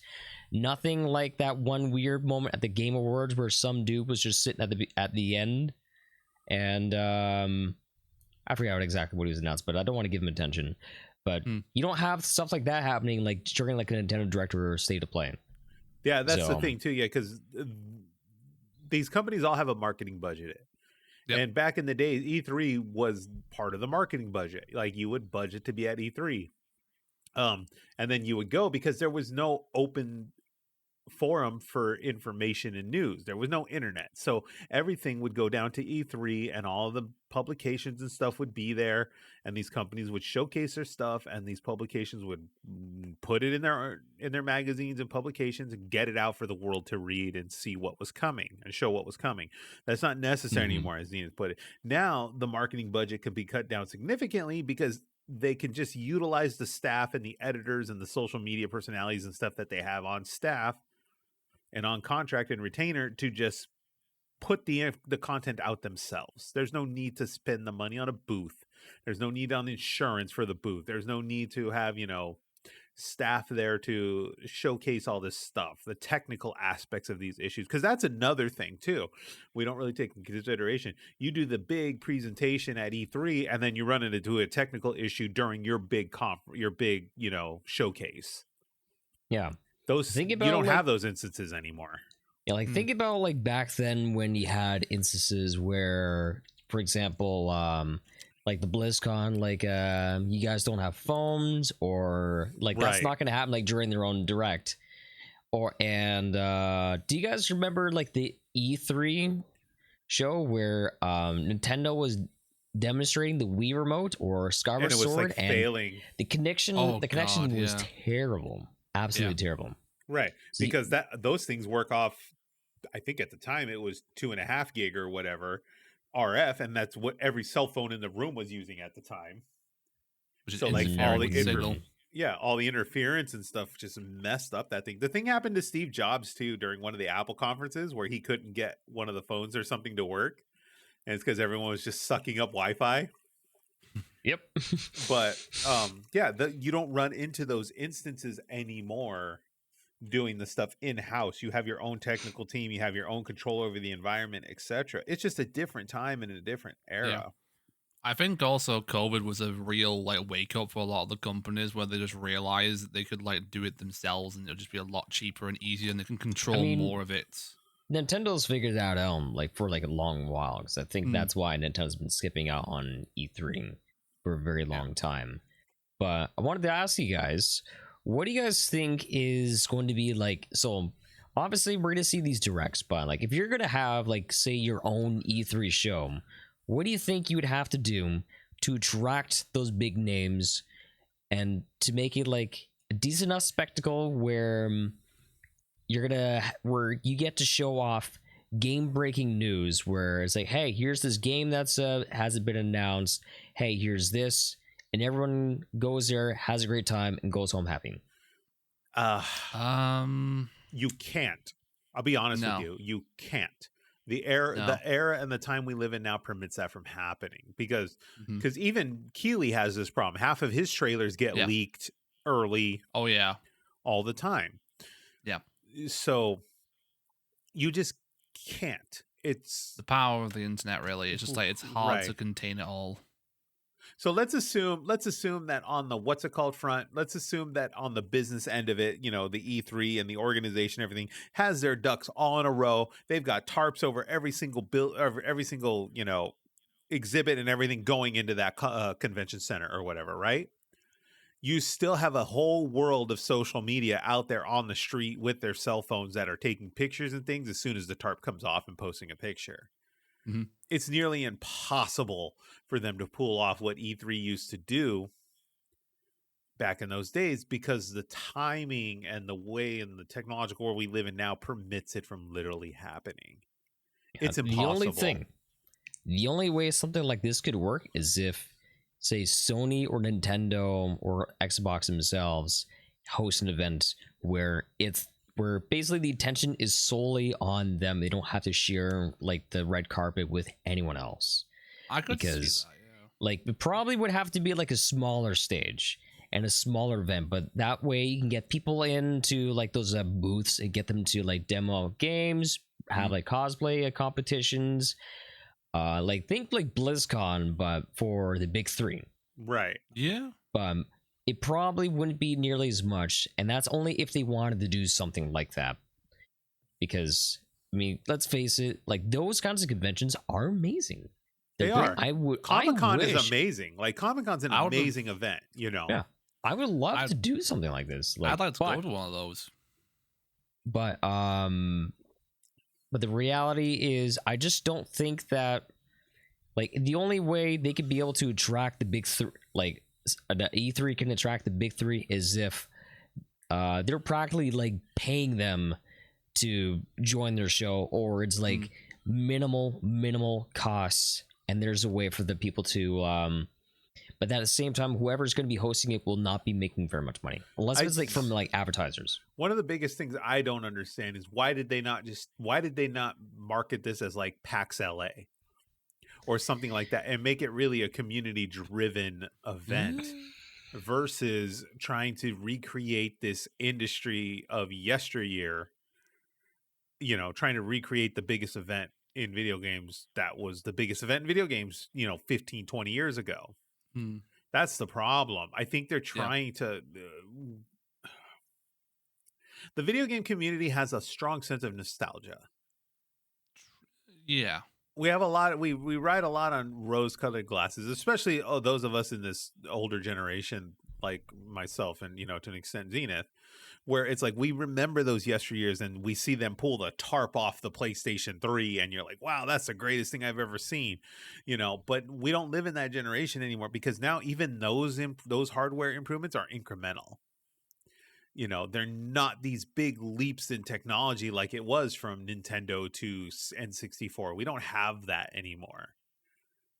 We've reached the stagnant of technology growth in a sense, and then the technology that is, you know, fresh and exciting is underdeveloped, which would be like VR and things of that sort. We don't really explore those avenues because I think in a sense the community tends to reject them in a way. Yeah. You know, there's few people out there that have no interest in VR. They just want to sit on the couch and play a game. And it's very difficult to continue to advance that. And that's, I think, the problem with this this industry, this convention industry and E3 and all stuff. It just doesn't work anymore. No, the industry is like constantly evolving, and E3 is basically a dinosaur compared to like right right now. I'm not gonna. There's no specific people I'm calling out in any of this because tons of people are doing it. But like, there was a lot of pictures and stuff going up of like their event, their time they spent at E3, and you know, showing this nostalgia again, rose-colored glasses over the events of what went down at E3 and stuff like that. And it's like, where was this stuff when E3 was floundering? You know, we're concerned about it now that it's gone because I'm telling you now, this ain't coming back. It's done. Unless they do something that really like surprises us, no. It's not done. back. It's no feasible way for them to do this. And they would have to completely reinvent the dinosaur for next year to give it like one last crack. But it would, but they would actually have to find a way to convince, like, if anything, like Xbox, PlayStation, and Nintendo for like maybe do one last hurrah. Right. The other thing that's in. The other thing I think we're missing too is there's other avenues now where they can drop these products and stuff like that. And they're being smart about it. Nintendo's being really smart by doing a Super Mario World at Universal Studios, because that is year-round revenue and exposure to their product. Yeah. To and then they millions have, of visitors a year. Yeah, and then they have the Super Mario movie coming out, Last of Us, on HBO now. Like, they are expanding their audience in such a fantastic way. And they don't, and sadly, people don't need E3 anymore to be in the know of what's coming out. Right. Yeah, true. Plus, also, digital experiences are actually, you know, on the up. Like, all of them are doing it. Jeff has already, like, nailed it with the digital experience as well, with Summer Game Fest and Winter Game Fest and the Game Awards and stuff. So, right. Yep. Yeah. It's a dinosaur that's got to go. Like, it's sad. I'm sad to hear about it. You know, it's like, well, that sucks. You know, E3 was a big thing 20 years ago. Like, that was the place. That was the place to be. And if you wanted to get in there, you had to be in the know and you had to be in the business to get in there. Now it's just, it's not a thing anymore. And yeah, like, just let it go. Let it dwindle. Let it, you know, let it die off with some dignity. And, you know, let's move on and find the next thing. Like I said, make it PAX LA or something like that and make it community involved. But like, stop trying to bring the E3 name back. Like, stop trying to bring Fetch back. It's not going to work. They could focus also maybe on like more like up and coming companies as well for like gaming, like newer companies and everything. That would be pretty sweet. I thought that was PAX's purpose. Like, I thought that is PAX's purpose. Yeah, but as you said, if you want to make it PAX LA, they could actually, you know, reach out to some indie companies and see if they want to like do some stuff. Yeah, they didn't. Like, if they did that, probably it would peter out very fast. Right. Like, even if you slap the E3 name on it, because, like, you know, like, they have the right idea, but I think like if it was labeled under like what PAX does, then it'd be fine. But if it's like E3, especially going from having like the big three as your headlines to indie companies, like, E3 would die off very fast. I mean, either way, you know, it's practically like already in the coffin. Yeah. And the other thing I think that doesn't help either is, like, we have some of these companies, like, for example, Ubisoft, where we know what they're going to show. We're going to see another Assassin's Creed. We're going to see another Just Dance with a dancing bear and a fucking, you know, band walking down the street of LA. Like, we know what we're going to get from some of these companies.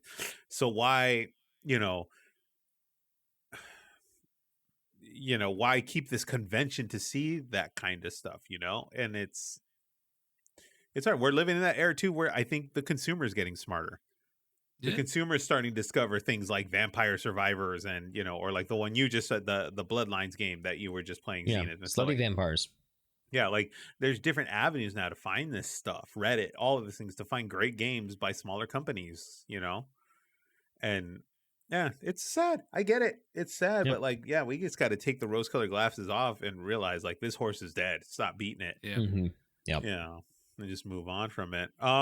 It's dead. Please stop shoving carrots up its ass. Yeah. Indeed. Stop. Just leave it alone. Legend of Zelda Tears of the Kingdom gameplay. So, rose-colored glasses back on. Yeah, here we go. I have some opinions, but I'll let the two gentlemen go first. No, I'm gonna let you two go because you two are more the Zelda experts than I am. All right, I will let Zenith go. Zenith, take the wheel. The Legend of Zenith guy. All right, so take the wheel. I've talked about my thoughts on Breath of the Wild. So the consensus is that, like, I am hoping for a lot more than what Breath of the Wild offers, because Breath of the Wild is not my favorite Zelda game. While it's a great game, it's not like a particularly what I find good Zelda game, because it's missing a lot of elements. But a lot of so there's a couple of frustrating things that is returning from in Tears of the Kingdom. Like, we saw that they're like the durability system is back, and however, there's a way to like manipulate that using the fuse system, which I like. So what actually had me surprised and really enjoy this is I see you guys talking about me being a bottom. Sorry. So knock it off, guys. Leave me alone. It's too big. Chandler. Zenith. Hey. All right, continue. Sorry, So I actually like that they have something brand new, because like something entirely brand new to make this experience a lot different. Because if it was basically just running around Hyrule as it was in Breath of the Wild, like the I'm not sure if I'll enjoy it very much. It's like it's literally the same kind of game. You're make me pay, what is it, like $70-$80 for this? 70, I think, for pretty much the exact same game that has like, it does have like some of the same music, but once you go up in the sky, it's a game changer because everything is different. It looks like Link does not have his rune abilities that he had from the Sheikah Sling. Yeah. They look like they've taken that away. I am okay with this. Yeah. Because, take his fun toys away, give him something entirely different. And you know what? We have caves. Do we have some classic dungeons? If we can actually have themed dungeons, this could be fantastic. So, the Master Hand ability, that is... I'm just thinking of making, like you have, like, a log, and what you do... is he taps like a bunch of logs, and then you just send it toward your enemies and just make it spin and just turn it into like a fucking like a really gig death wheel right into your opponents. Have you seen all the artwork that's come from the gameplay trailer as well? All the like the memes and the fan art and stuff from like the fusion ability. Yep. My favorite one that I want to try and recreate is someone created a big giant pole out of different sticks and boulders, and then flings Link all the way up onto one of the sky islands.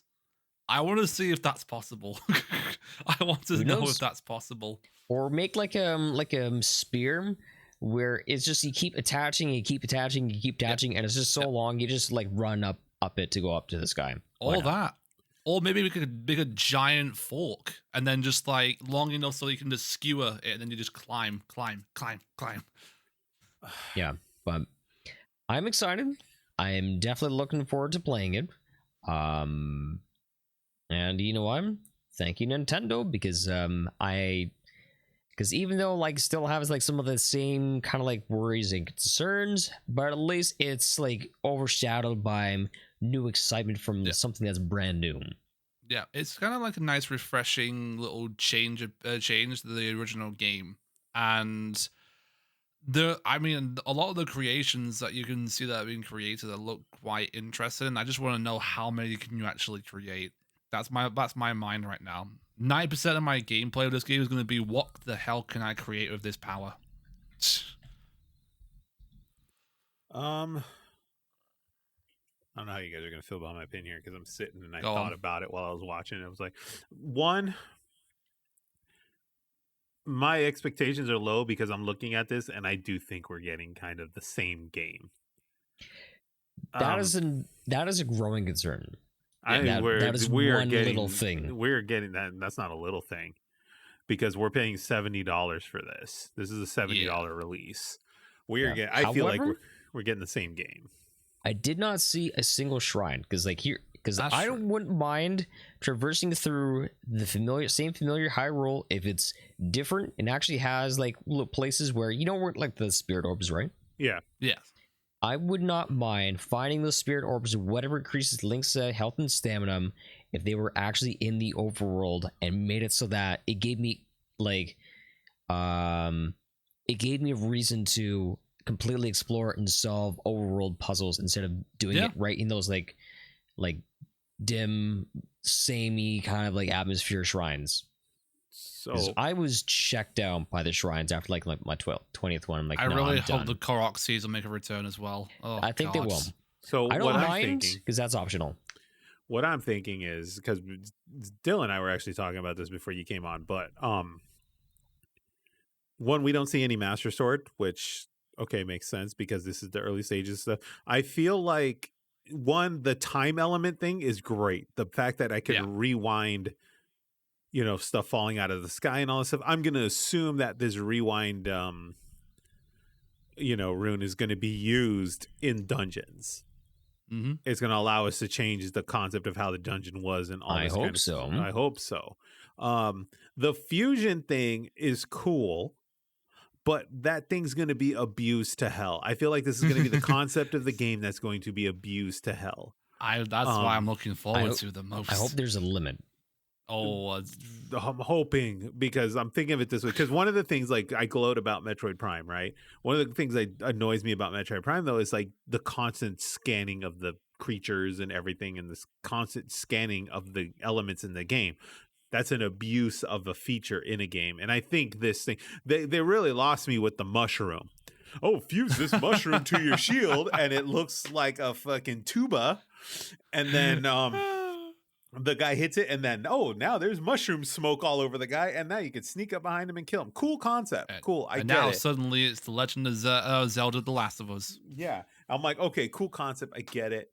And I'm like, all right, yeah. But I feel like this is going to be a thing to building the raft and the, putting the fans on it. Like, that's okay, cool. But like the fact that these fans are just lying out in the middle of the land. Yeah, there. Kind of convenient. It would be better if you could destroy an enemy. You're not a fan of that, Eric. Yeah. What are you a fan of? Cool things I would like to see. I'm hoping that I can actually use the whole fusion thing and build myself a what were they called? The spider walking things again? Remind me again. Brain fart. With the lasers. I know I'm in trouble because Zenith's in trouble too. I'm trying to think of it. Do you mean like the walking tanks? The tanks, the walking tanks in Breath of the Wild that shot the lasers. Guardians. Thank you, the Guardians.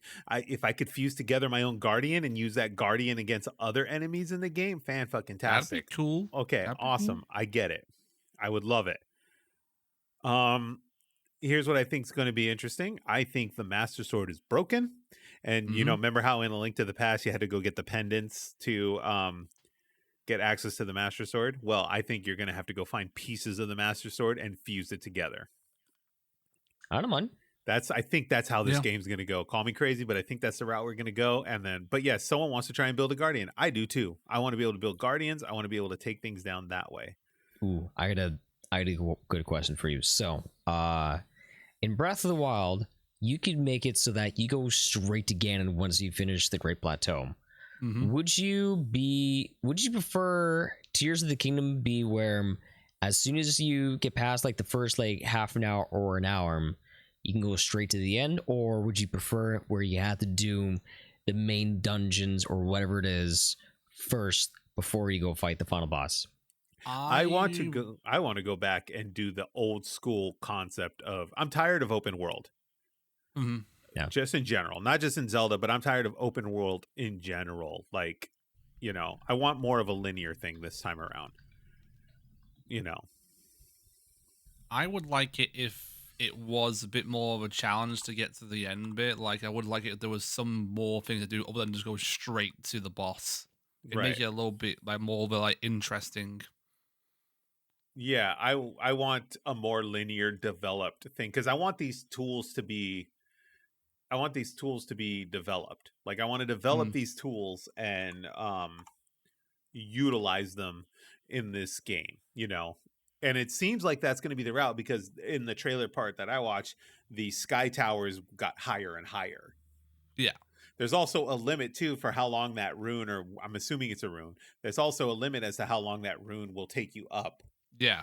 It was shown to be a limit in how far you can go. Yeah, so there's a limitation there, and I feel like these are skill sets that will develop throughout the game. I'm excited for it. I'm not completely down, but I feel like I'm going to be paying $70 for a very, very similar game.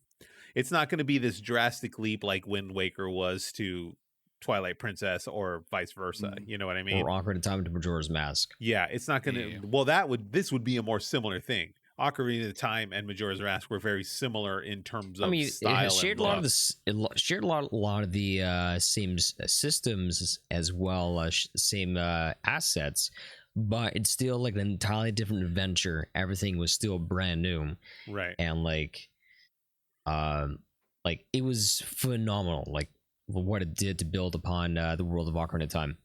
Yeah. But Tears of the Kingdom, I'm kind of with you where like I'm focusing more on, I think it's just me just trying to like hype myself through just optimism and being excited about this, because exploring the sky is going to be really cool, but I have a feeling I might be bored with doing things on the surface if almost nothing's changed. That's the thing where it's like I don't have the excitement I had when I saw like the Breath of the Wild trailer. Yeah, they like have to add new things. Yeah, because the Breath of the Wild is a whole new experience. You're watching it, you're like, oh crap, this is like a whole new Zelda.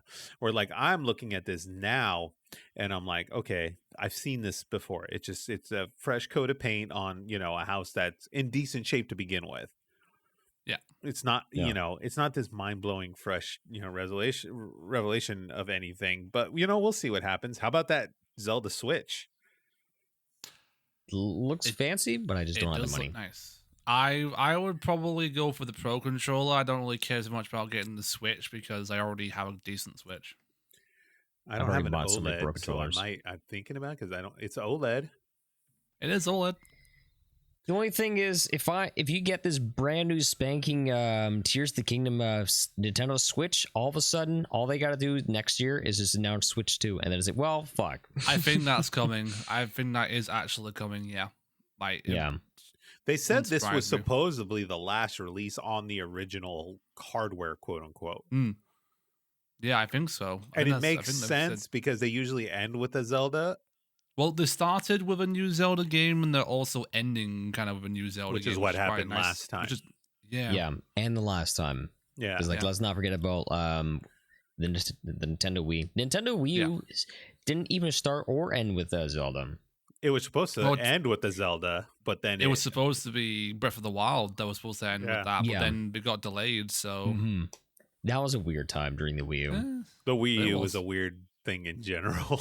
That was an experiment that didn't go well. From what I heard about the Wii U, the main great use for it was the virtual console system, and that's really all it. I got a lot of use out of that.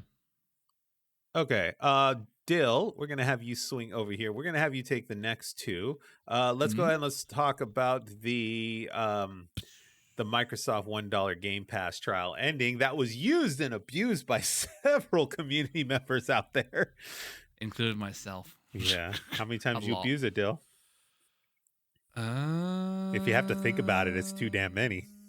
Well, I did it for a while, and then I got it I got like a year of the Game Pass for free for like a year because of my internet provider. So, yeah. I abused it numerous times. Everyone did. It was like a pretty abusable system, honestly, where you didn't have to wait that long after ending your subscription to getting it again. So for those that do not know, Microsoft obviously has a product called Xbox Game Pass, which is more of like a streaming service for games, give or take. It's not necessarily a streaming service. I don't know how to word it. But basically, it's a system where you sign up for this monthly fee. I think the regular price is $19.99. I could be wrong. Yeah. And you have access to all these games that you can download on your machine and play as much as you want, as long as you maintain that subscription. And then obviously they put games on, they take games off, and the selection rotates. Yeah. One of the things they used to do as a promotional tool for Xbox Game Pass to get people on board is they would do 1 month for $1. Or they would do 3 months for $1. 3 months for $1 sometimes. Yeah, I remember those flew around a couple times. So you pay $1 for a month, and you can download a shit ton of games and play them and have a damn good time. So they have announced that they're ending this. So they've already ended it, apparently. They've ended or apparently. Okay, this is out of The Verge. Microsoft has stopped its $1 trial offer for the Xbox Game Pass Ultimate and PC Game Pass. Trial has been available for years with brief periods where it wasn't always available in certain markets, and now it looks like Microsoft's considering new promotions instead. We stopped our previous introductory offer of Xbox Game Pass Ultimate and PC Game Pass and are evaluating different marketing promotions for new members in the future, says Carrie Perez, head of global communications at Xbox.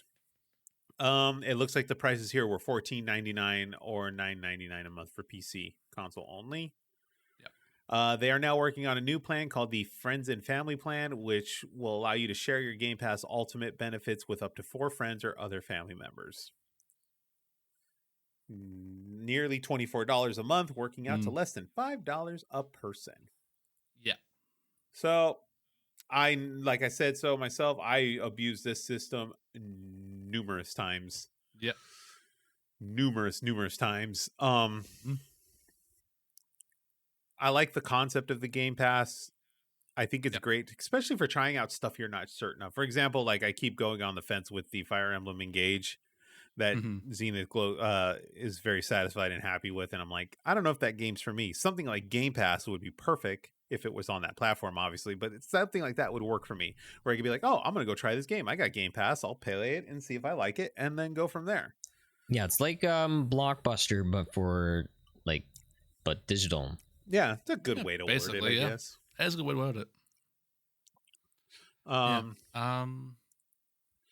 Let's see here. So someone said in the chat here, we all know Microsoft was taking a huge loss and it was a steal and everybody knew it. I think a height is completely just, they rode this train. Yeah. They've obviously got enough people on it now to where they can consider doing this. Yeah, so they've probably got enough people who are still signed up where they're like, you know what? We've done what we can with the trial thing. Now we're going to take it away and we're going to come up with something different that might entice more people into it. You know, a family plan does sound like a good idea because a lot of people tend to use this and then they could share it with their family members and everything like that. And then, you know, it's similar to what Nintendo does. Nintendo has a family plan where you can like sign up for Nintendo Online system for like multiple people for like a I think the expansion pack. Hilariously enough, I don't know a single person that uses those family plans to share games with their their actual family. Oh, if anything, you just have your friends and their other cheap friends that don't want to pay full price for the full thing. Fuck off with that, Zenith.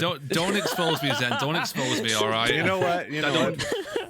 Don't expose that. I only pay the same thing too. I just don't have anyone that would share with me. Fuck off with that. Jim, the pizza guy. I would be part of that. Don't tell me to fuck off. I just don't. Jim, the pizza guy. Jim, the pizza guy is family. Okay, how dare you insult who I treat like my blood? I will admit I do have that with the Nintendo though. I pay like $10 per year for Nintendo Pass because I have the family plan with some friends that I know. Yeah, you know, friends that you maybe see like once every 2 years. I know. I wasn't even invited to your family. Money. What brings you closer together is saving money, right? Exactly. You know, if there's one thing that unites all of us, it's dollar bills. Money. But yeah, the family plan thing will probably work out for him. I don't have much to say. I'm not I've not been a big user of the Game Pass outside of those $1 a month offers. I think the last time I used the Game Pass fully was when I had it for with my package deal for the internet. I used it for a solid month. Where I played nothing but Xbox Game Pass games. I played The Plague Tale: Innocence, and I played Hitman 1 to 3, and then that was it because Hitman took up more time than I was expecting. Yeah. Lovely Everest, who's in the chat here. You'll be seeing her face pretty soon. Everest says there's something about owning a game, quote unquote owning. I used to feel that way. I used to feel a lot about like owning physical things. But then, you know, as I get a little bit older and, you know, things like space becomes a factor, you know, like I'm running like space issues. It's like, oh, I've got to move all this stuff somewhere. Where am I going to move it to? Or where am I going to put it? You know? So I do like the idea of like, just buy more space. Just buy more space. That's an easy answer. That's literally on the level. I'm going to say that's literally on the level of a boomer saying, just work harder. Everest is confirmed a boomer. Yeah, just buy more space. Like, yeah, download more space. But you see, you don't need that digital game. Just get a new apartment. You just get a whole second apartment. I'm almost boomer. Is that 30? No, that is actually. Is that Gen Z? No, that's not Gen Z. Wait. Did you repeat that there, Eric? I'm almost a boomer. I'm nearly 30. That's what Everest says. Everest is like, I'm almost 30. If almost 30 is a boomer, then I'm fucking like dinosaur fossil fuel. I got news for you. If 30's boomer, I'm dead. I'm close to 30, so you're the Big Bang. Yeah. The big boy. I was there when Jesus said, let there be light. Everest is still millennial. Yeah, I think it's because Hannah's in the same boat, late millennial. Yeah. I'm like just millennial there as well. I just about hit the quota.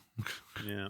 But yeah, I mean, I was really big on it. I'd like buy all these games and I'd be stoked to have this whole shelf full of games and stuff like that. Now I'm starting to enjoy the convenience of like, oh, I'm just download it and it's here and it's click and go. I don't know. Yeah, but I mean, I guess we'll see what Xbox decide to do next. They're still we can't deny it. We can't deny it though that the way Xbox is doing it is going to be the future of all of it. Like. Probably, yeah. Like PlayStation is still trying to work on whatever they're working on. Yeah, whatever that thing is. I haven't even looked at it honestly for a while. Too afraid to. Owning as in my system library. Okay, she's rephrasing herself here. That's fair. Oh, okay. That's how big's your Steam library though, Everest? How big's everyone's Steam library? How big is everybody's Steam library here? Let's see. Let's have a look at mine. I've got nearly 300 games in my Steam library. I have 259. I've got 291. Where do you check this? You can go to library and home, and then you'll see it in the list there. Yeah. All right. No, never mind. I'll see an ad for. Oh, I only have 184 games. That's okay. It's quality versus quantity. There's a lot of shit in this Steam feed. Yeah. It's my buddy Flipping Monocle that hooked me up with so many like games from all those giveaways back then. Yeah. Because I have hardly added any titles to my Steam library in the last 2 years. Yeah. I have a friend who has nearly 2,000 games on Steam. Damn, that's a lot. Yeah. That guy that I mentioned that gives me all those free games, he probably has like over 30,000. Fucking hell. Oh my god. Does he work for Valve? What the fuck? Yeah, I'm in the same boat as Everest. Like I've got a ton of stuff on like other launchers and PlayStation and all that jazz. I'll have to ask him again, but he's got a lot, and he has to play through all of them. His shit tamp is quest to play through them all. I'm gonna say, is that like website still work where it actually tracks how many percentage of the games you actually have played on Steam? That's the thing. I didn't know that. There was a website that did that. Yeah, they actually would. If you logged into your Steam account, it would literally tell you how many games you've actually played on your Steam. That's library. Not good. That's like checking my credit, where there's how much you actually spend on shit. I don't need to know that. But all right, Dill, take it away. The 3DS and Wii U storefront has shut down. This came out of The Verge. Plays Tiny Violin. You miss it. Yeah, I will say I didn't really use the 3DS and Wii U shop as much as I wanted to. The Wii U especially, I didn't have a Wii U at all. I didn't get into the Wii U at all. That's fair. It was more the 3DS that I was more into. I did try to purchase a few games before the close-off date for it, or using an e-gift card. I didn't realize it already cut that off. Like you showed up there you showed up there looking like the John Travolta meme. Literally. I bought you. You remember, Eric? I asked you what should I buy with my this card now because in Discord because I was just like, I can't use it in the 3DS eShop. What should I buy? And they were just like, what's on there? And I was like, oh yeah, Metroid Prime Remastered. I'm like, oh yes, get that. So I just like ended up buying that. You made the smart decision. I hadn't tried to buy anything off I never really bought anything off the 3DS eShop. I was like we just talked about a second, I was very much a physical 3DS collector. Like I would just buy the games and play. But I think the only things that I really got one there were the Virtual Console Pokemon games, and that's it. So here's an interesting thing about, obviously this type of stuff is going to happen because now we're getting into that age where these legacy devices are starting to become, quote unquote obsolete, not necessarily in our personal eyes, but like in the actual manufacturer's eye. Nintendo looks at it and says like, hey, our sales are not, we're not selling 3DSs anymore. Why are we going to maintain this online infrastructure to purchase the games and download them stuff? To correct ourselves here, as of right now, you can still go and download the purchases you have already made. You can do that still, but then so we don't know how long that'll last. The service is still up. You can go download a game you bought and play it just fine if you change a 3DS or whatever, but but eventually you're gonna have to get an SD card for anything, to like download anything that you don't have room to play. Right. Well, it's an SD card for the original 3DS, and then for the new 3DS, it's a micro SD card. So you can see, get like I stopped playing my 3DS the very day that I got a Nintendo Switch, because like I was already ready to move on, because like at that point it's like I don't have any reason to play it anymore. Because like anything that the 3DS would have launched probably would have no way of making its way on the Switch, unless if you got what is that Miitopia? Oh Miitopia, and but that made the move to Switch as well. So so like some of those actually made it to Switch, but for the most part, nothing was going to be transferring over. This is another thing as well about Nintendo. Like, if you want us to like stop emulating things, you need to bring a lot of those things over to the new platforms. I'm just saying, you need to make it easy to access these things. This is now morally correct.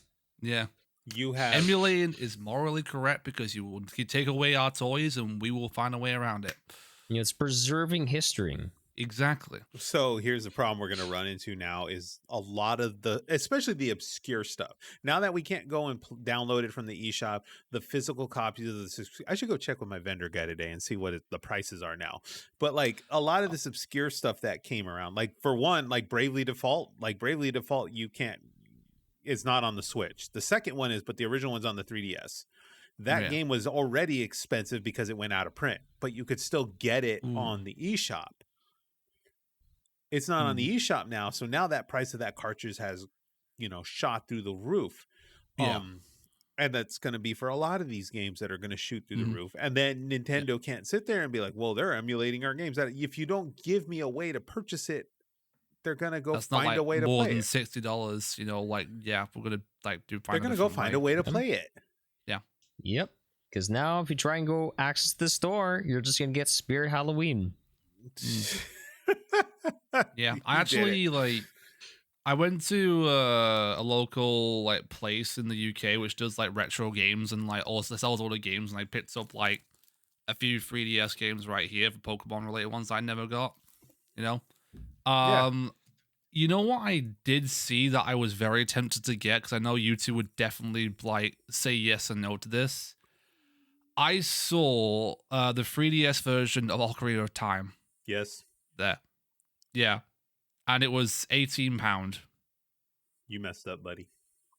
Should I go back and get it? Go back and buy that one. Go back and buy I would say the Majora's Mask one more. Majora's Mask 3D is a phenomenal I didn't see the improvement. Majora Mask one. I just saw the Ocarina of Time one, and that's it. I would actually I find it debatable because they changed a bit too much to the Majora's Mask 3D version, but it's still good. Yeah. Do you think I should play the online version then, the one that's the N64 version, or do I play No, I would go version? Do the 3DS one.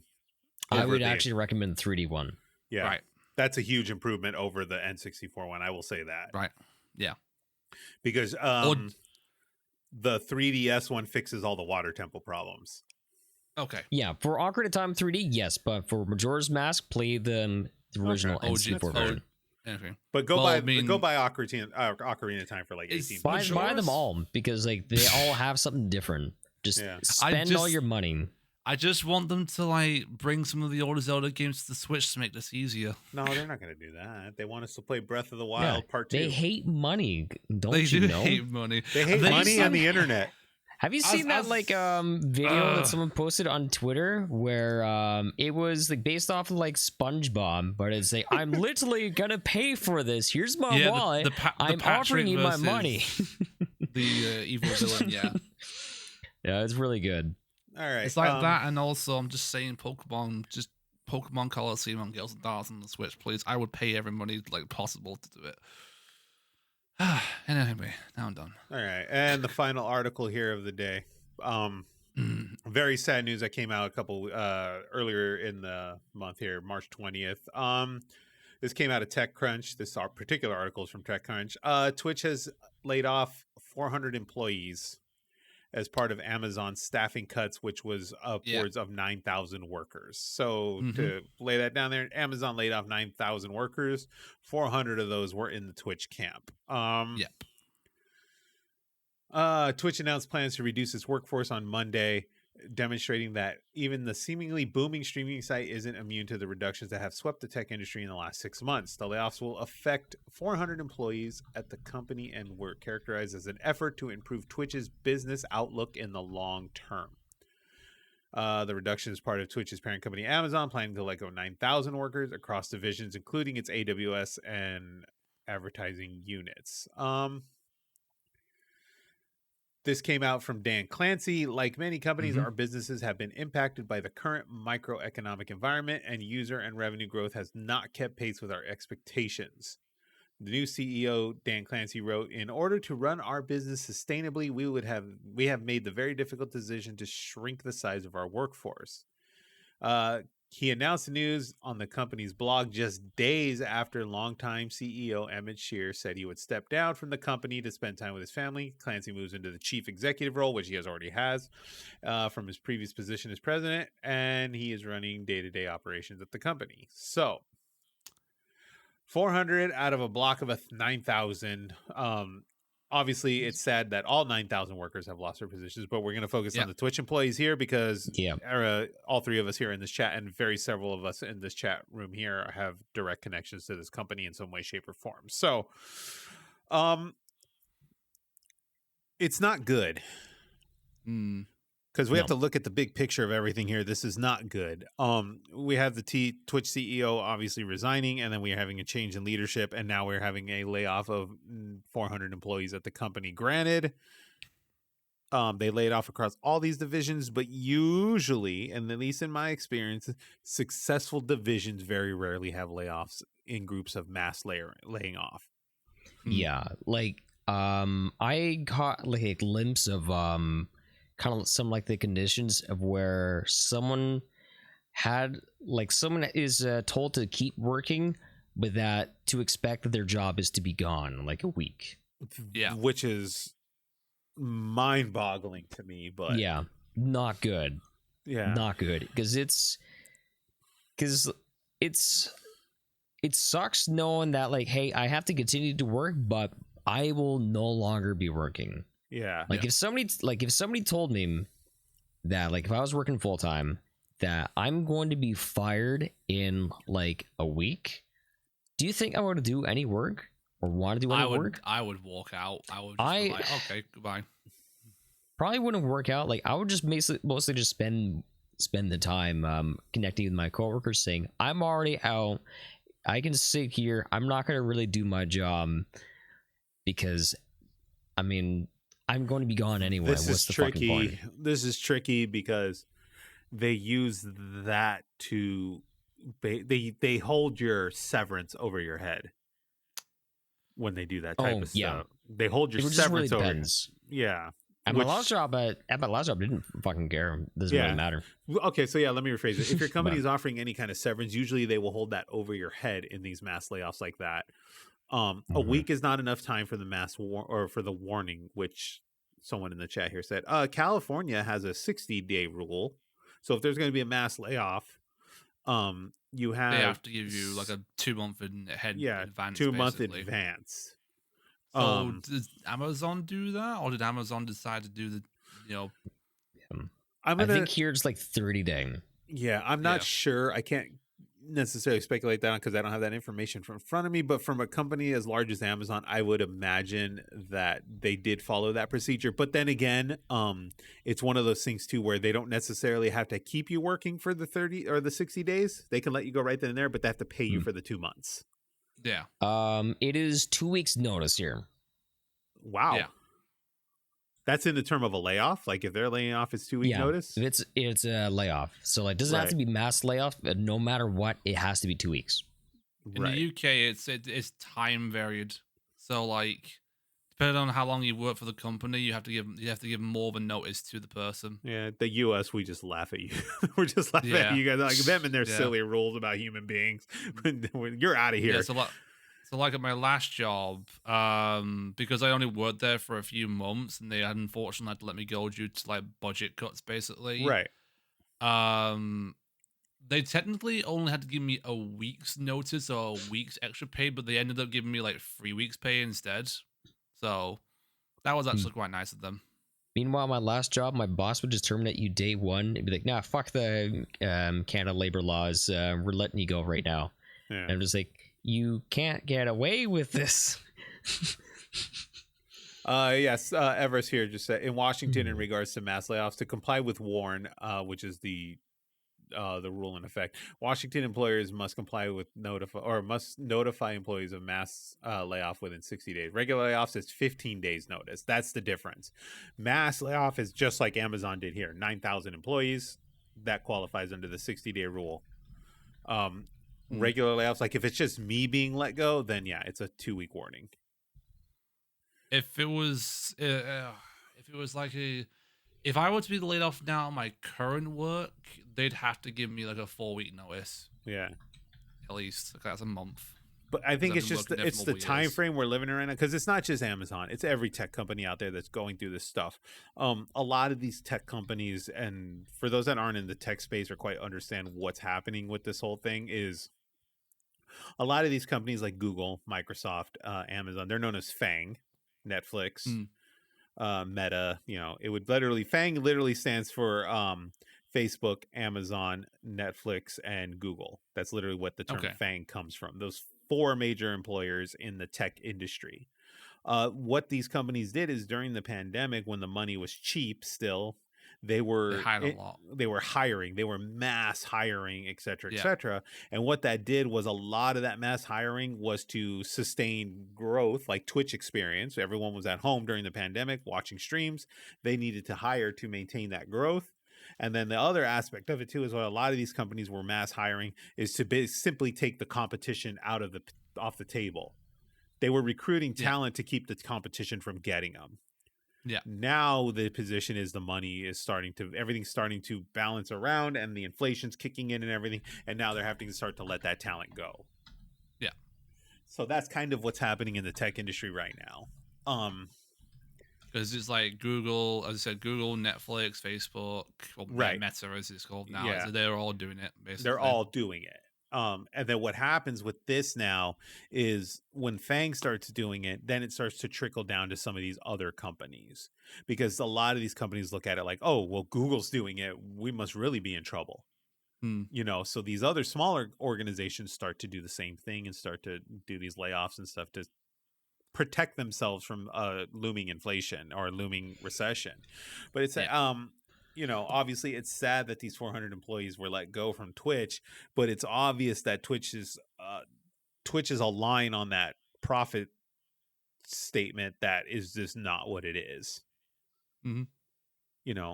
If Twitch was really worth the millions and billions of dollars that a lot of the Twitch community thinks it's worth, these 400 workers wouldn't have lost their jobs. No. I also wonder if Emmett put this on like Dan Clancy's shoulders so he didn't have to do it himself. Well, I think we talked about this. That's kind of what I feel, because the timing is a little it was a little too convenient to like Dan Clancy takes over, then 3 days later they announce its layoffs. I mean, for all we know, Emmett could have been in the. Emmett could have been. Emmett could have been in the pool of 400. Could have been. Yeah, I mean, he makes so much money for doing nothing. So, Yeah. He could have been in the, he could have very anyway. well been in the pool of 400 and been like, hey, I'm going to resign anyway. Let me just see my way out. I'm the CEO. I'm going to resign it. If you guys are going to get rid of me, I got to go out my own way. Yeah. And so we don't know. I don't know the insides of all that. But yeah, the timing and the convenience. This was probably already on Dan Clancy's plate to begin with.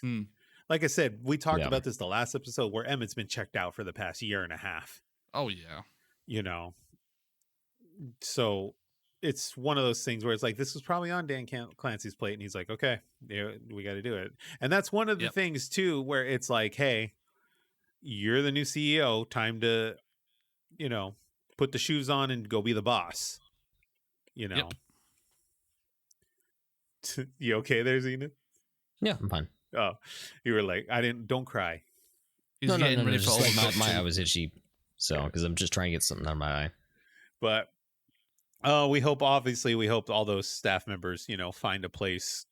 I hope they do call home. I hope they find somewhere else. There's a lot of talent in that team. There's a lot of talent. It's been a rough couple of years for those that are working at Twitch. Everything from like all the people contesting like the sub-split, the issues with like the hate raids, and Twitch being a lot more corporate, because like, yes, they let go like a lot of great people that built Twitch into what it is, but there's still a lot of those great people there, and it's still sad to see that all that stuff is happening to them. And I do wish them all the very best, because they are hard workers. Pretty much a lot of the bleed purple culture is gone.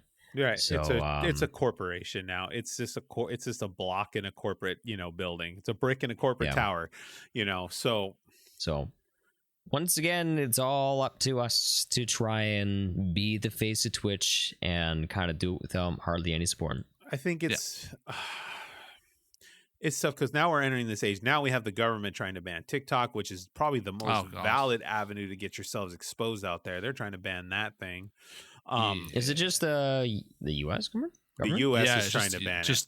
It's just the U.S. That's it. Okay. The U.S. is trying to ban it and all that kind of stuff.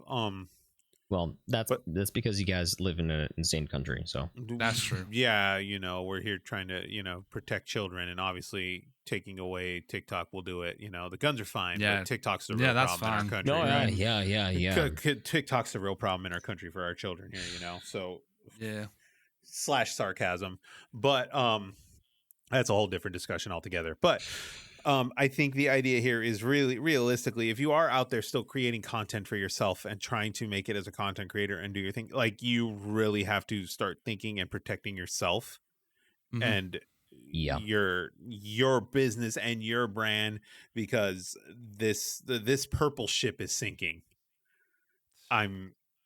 I don't know any other way to sugarcoat it. I think the purple ship is sinking. Well, to actually respond to Root, I know that like this just goes back to just that little statement just about you guys. Don't worry, we're a pretty cool apartment loft over Meth Lab. Yeah. Oh yeah. Ron Williams stated it, not me. Wait. Yeah, that's about right. Yeah, because Robin Williams said that he said that Canada's like a really cool loft apartment over a Meth Lab. He's not wrong. He's not wrong. Wise words. Wise words. Rest in peace to him. But yeah, I would really start considering, protecting your branding and protecting yourself, and start preparing for a shift in. That's why I've been trying to upload more to YouTube, to TikTok, and everything like that. I've been trying to focus more on content on those areas and editing stuff. Try and grow it a little bit more. Well, for now, I'm trying to dip toes in TikTok, YouTube. Hasn't really gone anywhere just yet, but at least Twitch is still going strong. And I think the reason I really is because I know you for sure, Zenith, have a lot invested in Twitch, and it's probably hard to hear to an extent. But But I know you, having known you for years and, you know, being the person you are, like, I know you're a realist too, where you're kind of like, okay, yeah, I need to like, start. I've been hitting the job applications like really hard, like to the point where I'm even looking at full-time work. Yeah. Because you know, as great as Twitch has been for me, I'm very lucky to have made all the friends, and like I'm not like quitting Twitch. No, let me just put that out there. Right. No one's saying that. It's time to think about my future, because I can't get anywhere by just keep going down this route and just thinking that becoming successful overnight, where all of a sudden my life's fortunes change, is just not going to happen. I'm not going to get it. I have no plans on going to Kick. That's a topic for another day. God, that's don't what? Go there, you don't want to go over there? Oh, no, you don't want to be signed up by Kick and go to stake.com and get all the gambling there. That's where all the cool kids hang out. That's where the drugs and the cigarettes and the booze are. Exactly. Bender's over there. No, the wrong kinds of people are the face of that platform. So no, thank you. Okay, fair enough. So I think so. Like that's why like I'm looking for work that like I've actually been looking for things that utilize like content creation to try and find some kind of employment, because like worst case scenario, if I can find like a great part-time job, then I can just keep doing this, scale back a little. But that way like if Twitch all of a sudden goes down, like I'm pretty sure like a lot like my community, because like we have like over 500 members, I'm pretty sure people would like stick around and go to like where I am now.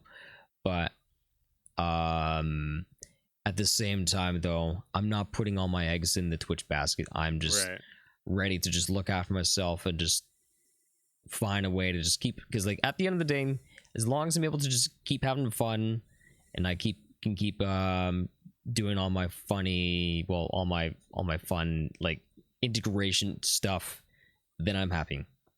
Yeah. I was gonna tell you we're gonna go sign up for the Kick account. Oh God, no! And it's gonna be Good Friends, Good Games After Dark. Oh no! Where the true debauchery of these three individuals will take place. Oh, you will not find me on there. I'm like, you go over there. I will not be on there. You don't want to join us in the true debauchery, Zenith? No, I'd rather lay in garbage and eat it. Just go to America then. Yeah. I will eat another poopy stick. Yep. An actual stick. I'll touch my Milky Bar. Ass garbage is the chat here. What about ass garbage? Would you eat ass garbage? I will eat ass. I'd rather eat ass garbage. He already is eating ass garbage. What are you talking about? Beyond Kick. The fuckers keep emailing me like they sent me an email and it was just said, and in the title it just said sad face. I'm just like, you guys are not professional at all. Fuck off. Are they real? Like, is it someone personally like email? Like, is this coming from like somebody's email account, or is this like automated? It's like it's actually from someone from Kick. They're like, oh, we really want you over there. Come on, man. Come on. You know you want to. We even made the account for you. It's like, I'm not going there. Fuck off.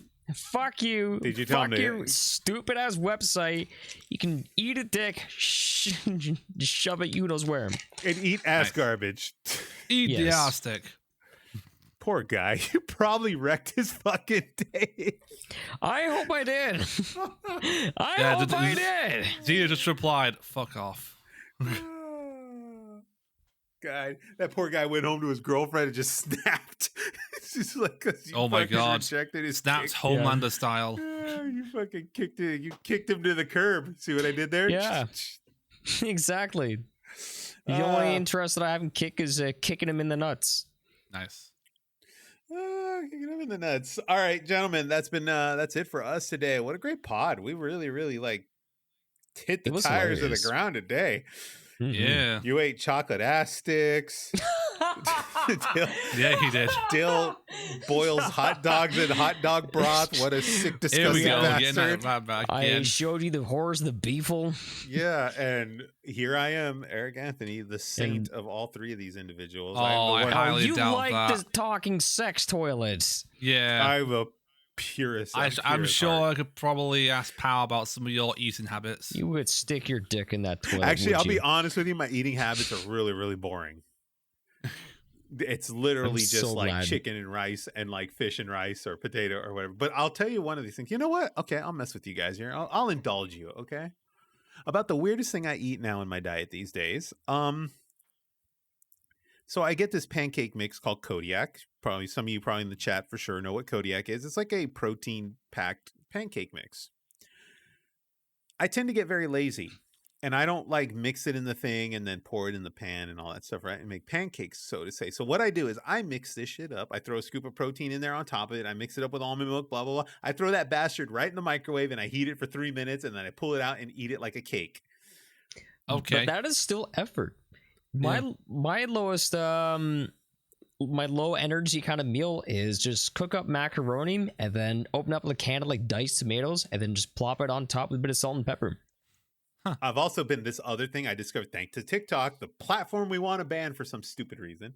Thanks to TikTok, some weightlifting guy there taught me this awesome thing to do with your Greek yogurt. Greek yogurt is kind of disgusting. It's very bitter. It's very bland tasting, yada, yada, yada. So some guy, but it's very nutritious. Some guy said, go to the Jell-O section and get sugar-free pudding powder and then sprinkle that stuff into your Greek yogurt and whip it up. Okay. There's a cheesecake flavored sugar-free Jell-O pudding. I sprinkled that bad boy into my Greek yogurt and mixed it up, and I was eating a bowl of cheesecake. Damn. And I was like, thank the Lord. See, why would you take this platform away from me?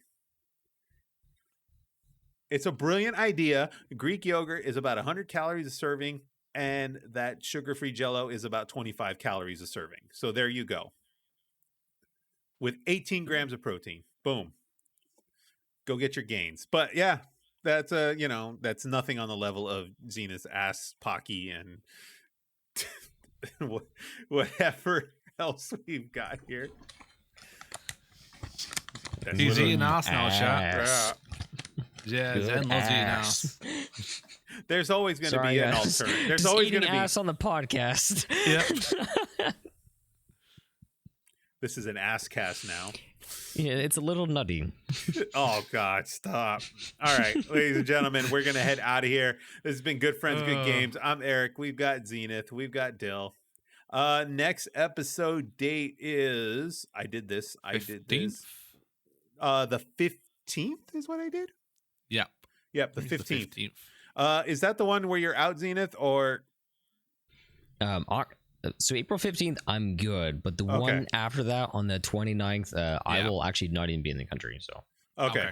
So April 15th will be the next one. We'll all be here. So that will be that. We'll see you guys very, very soon. Thanks again for hanging out with us. Of course, you can do !point social media.